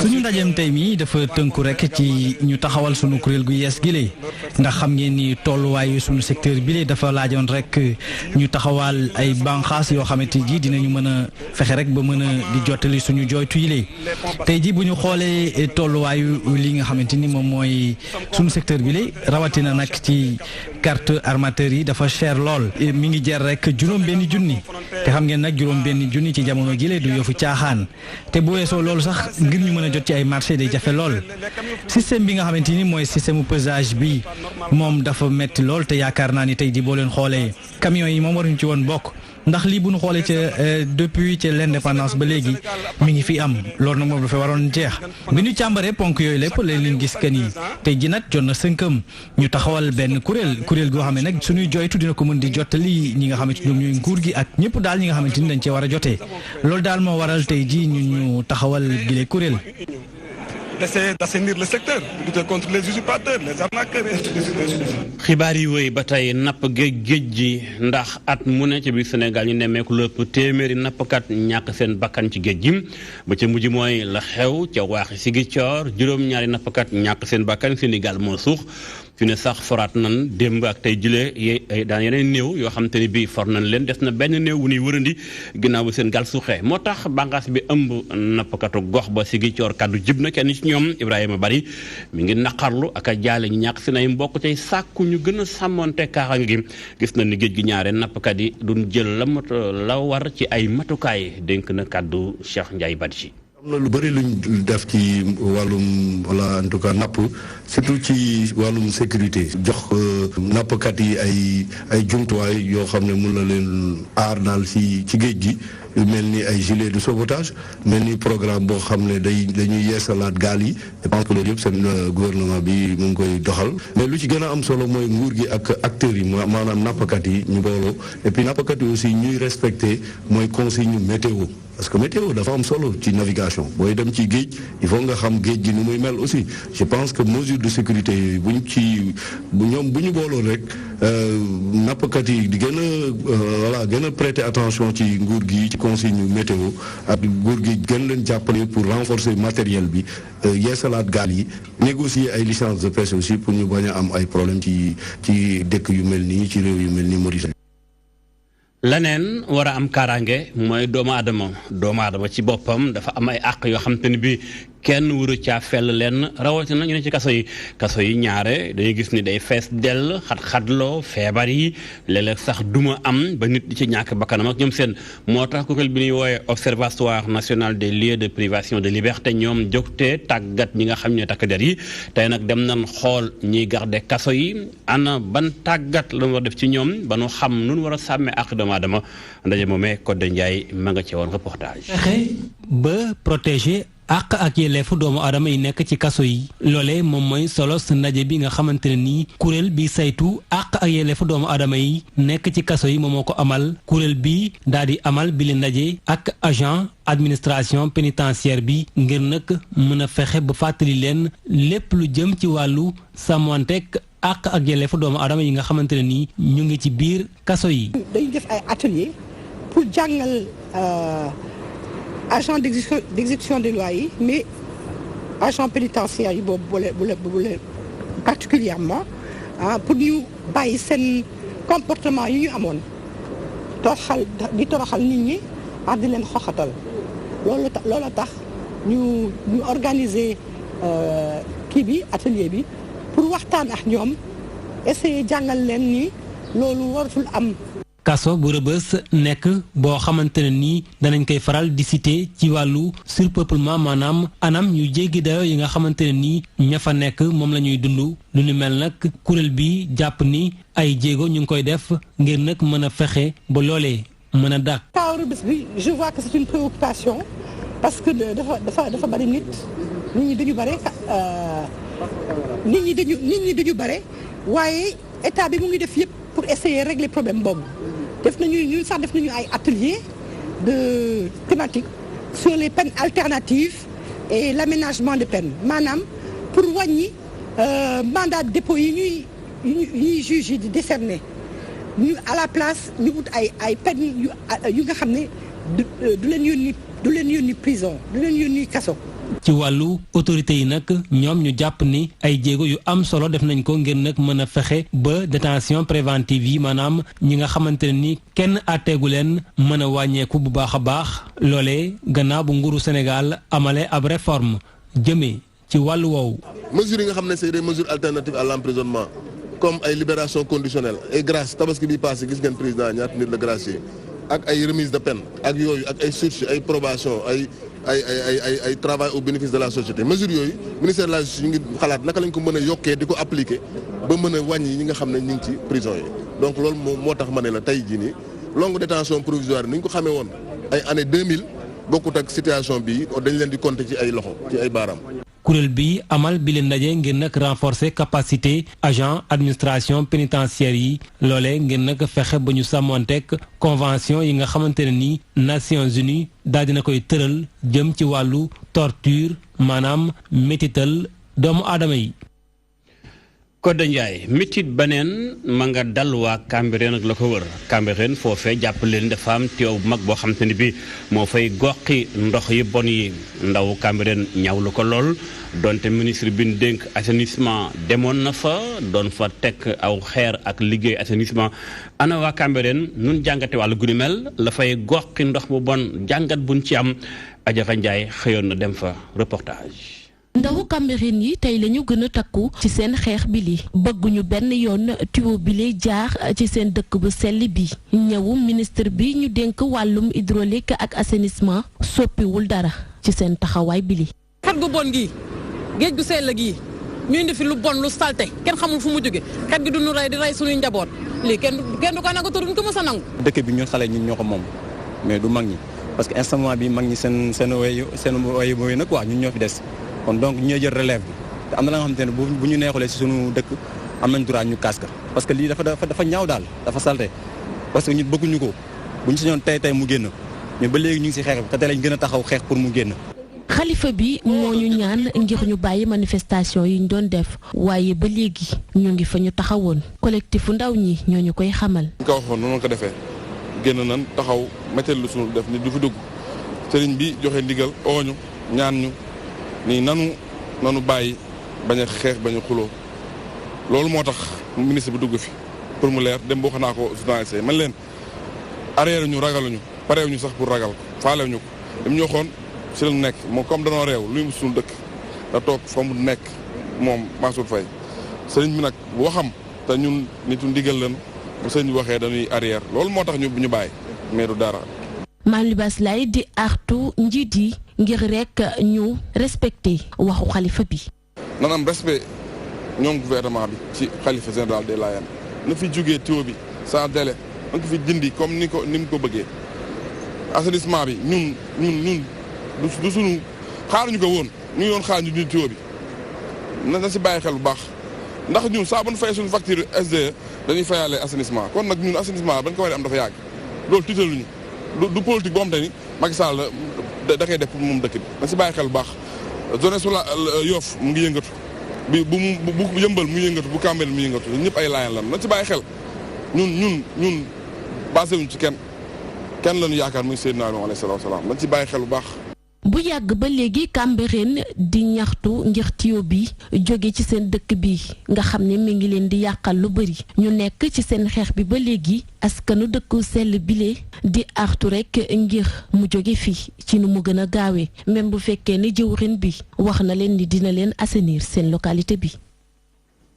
xibaar yi wéy naka ni dem waxtu yu tembe ministre bi ñu dénk pajook fagaru Abdoulaye Diouf Sarr jibal na kàddoom di xamle ni aw ñàkk dana am ci Sénégal ñàkk woo xam te ni bu ñu ko ñàkkee soxna si du am cancer du col muy cancer bi jàpp cëru suufu jigéen ñi lu ni mel moo tax LISCA rafetlu ko lool bàngaas bi ëmb soxni xeex wala gu ni mel ñoom nañu boobu lépp ñàkk bu ñëwee ci réew mi dana tax ba lu bari ci jàngoroy cancer yi jàpp soxna yi mën a wàññeeku bu baax Ndeye Fatim Lo moo ko seeti woon reportage. xibaar bu neex pour soxna yi ak ñi nga xam ne ni dañuy xeex feebar bi di canceru buntu bututu jurukaay yi ñu indi vaccin bi ci programme élargi de vaccination dina tax tey ji ba xale yi jigéen ñi toll ci juróom ñeent fukki at jëm fukki at ak juróom mën a fagaru ci feebar bi léegi. loolu am solo la parce que ñu ngi ko doon xaar agsi na donc xale yi dinañ leen vacciner xale yi nga xam ne nañu am nañu juróom-ñeenti at ba fukki at ak ñeent wala fukki at ak juróom donc xale yooyu la dañ leen war a vacciner ñaari dose doy na pour vacciner xale yi. ci téeméeri cancer yi gën a laal soxna yi canceru buntu bututu jurukaay yi moo ngi toll ci ñaar fukk ak ñaar li koy indi di virus bi ñuy woowee papillomavirus tey ji ñàkk bi nekk na saafara bi gën a wóor. dina am barrage bu koy téye boo xam ne ci deretam lay nekk boo xam ne bu doomi jàngoro bi ñëwee du mun a installé wu du mun a toog bay liggéey lu muy liggéey. ci atum 2014 jot nañ tàmbali ab phase pilote ci Dakar Ouest ak Mbexe ci téeméeri xale yu jigéen yu fa dëkk jot nañ ñàkk lu tollook juróom-ñeent fukk ya. population yi aussi accepté nañ ñàkk bi et puis liñ leen léegi sàkkoon ci ñoom yëpp ñu génn xale yi ak yóbbu fi ñu leen waxoon ñu yóbbu leen ñu ñàkk leen ak école yi ñu waroon dem mu ñàkk leen gisuñu si benn jafe-jafe moo tax ma ne fii ñu ngi doon xalaat ne ñi waxoon ñi waroon a ñàkk téeméer boo jël dinañ ci liñ ciy mébatoon mooy ñàkk ci juróom-ñaar fukk mais bi ñu demee ba évaluation gis nañ ne téeméer boo jël presque juróom-ñeent fukk yi jot nañ leen ñàkk. cancer du col de l'utérus nekk na feebar boo xam ne mën nañ see fagaru te it mën nañ ko dakkal ci suñu réew ñàkk bi dina tax tey ji ba ñu wàññi bu baax li mu ñi am feebar bi lii. dëkk yi nga xam ne dañoo am couverture vaccinale bi ak dépistage bi amatul cancer suñ ci boolee lool le suñu continuer dépistage yi mun nañu am fii ak ay at dootuñu amati cancer u buntu bututu jurukaay. ñu dugal ñàkk bi di xeex canceru buntu bututu jurukaay yi ci programme élargi de vaccination bokk na ci objectif yi nga xam ne kuréel gi ngànk wàllum wér-gu-yaram ci àdduna wërgal këpp moo ko tëral di ñaar réew yi ngir ñu ñàkk ci téeméeri xale yu toll ci fukki at ak juróom lu tollook juróom-ñeent fukk ya te it soxna yu toll ci fanweeri at ak juróom ñu mën leen a dépister fii ak atum 2030. Ndeye Fatim Lo jaajëf xibaar yi ci beneen mbir mi ngi soxal mbirum doomi réew mi nekk bitim réew muy mbokk immigré yi njiitum réewum Sénégal président Macky Sall kët ndekete dafa jël dogal xaatim bataaxalub déggoo digganteem ak Espagne jàpp Allemagne bépp sénégalais bu nu teg loxo dañ lay indiwaat ci biir réew bu fekkee am looy këyit ban ko xayma jege na 4 junni jàpp sax juróom lu di mel tax na ñu war a jóg ci ay pexe ngir xool tukki bu awul ci yoon mus ko mën a fexe dakkale waa aar yi dugal seen loxo ci mbir mi am na kook dugal na ci ab film court-métrage lañ koy wooye la mu gis mooy faaw ñu waxtaane wàllu guni mel ci teewaayu Pape Ousmane Cissé. muy réalisateur nekkit ab scénariste Moli Kane dikkaat ci ab court-métrage dippee ko góom bi. Ngañ waxal ak man wax ma lu xew. góom bi di fësal jaar-jaaru ab sénégalais émigré. nu ma ko tëggee mooy histoire wu benn ndaw la ba nga xam ne dafa bàyyeekoo Sénégal dem Libye ngir jàll Europe waaye mujjewu ko jàll parce que dafa amoon ay jafe-jafe foofu comme nu ko ndaw yu bëri amee dugal nañ ko kaso dóor nañ ko toroxal nañ ko fa ba loolu nag mu dund mu metti lool ci juróomi at ci la ne moom daal dina delluwaat réewam. bokk ci ñu tànn ci festival bu Cannes ci catégorie short film corner muy ab court métrage Moli Kane bokk ci réalisateur sénégalais yi ñu ràññee ci mim réew waaye it ca bitim réew. Je viens de Cannes au mois de mai passé, un court-métrage. Alain Gomis man maa ngi jógee ci festival bu Cannes Alain Gomis itam daal dinay am ab raaya bu ñuy duppee Lourd d'argent ci festival bu Berlin. Moussa Sène Moussa Touré cinéaste yu mag yi nekk ci Sénégal ñëpp dañuy participer ci ay festival d'ailleurs mënees nañ wax sax ni cinéma Sénégal doon na ab cinéma wu festival ndax li ko waral moom mooy dañuy bokk ci ay festival yu bari ci àdduna bi te nag dañuy faral itam di am ay raaya. Et concernant les longs métrages, ça se passe très bien. muy ñeenteelu court métrage am. bés bu yàlla sàkk ma di la ñaanal. moom Moli Kane am yéene it sóobu ci li ñu woowe long métrage donte bëgg-bëggam mu ngi aju ci yi mu woowee court métrage bokk na ci it yeneen i mbébétam ci weeru décembre bi ñu dëgmal ànd ak ay yeneen naataangoom artiste jëmmal li nga xamante ni mooy festival bu njëkk jëm ci court métrage fii ci Dakaru war a it teewal yeneen réew ci Afrique ba ci sax bitim réew. jaajëf Pape Ousmane Cissé waaye itam jàngeen jëf ci ànd beeg ñun ci seen télévision DTV li moo la laaj ci xibaaru maraxim dina amaat xabaar ni skis bu 20h jotee ci français Ajaratu Ndeye Aram Touré moo koy faram fàcce ñaan la ñu bokk fanaan jàmm suñuy programme illa li xam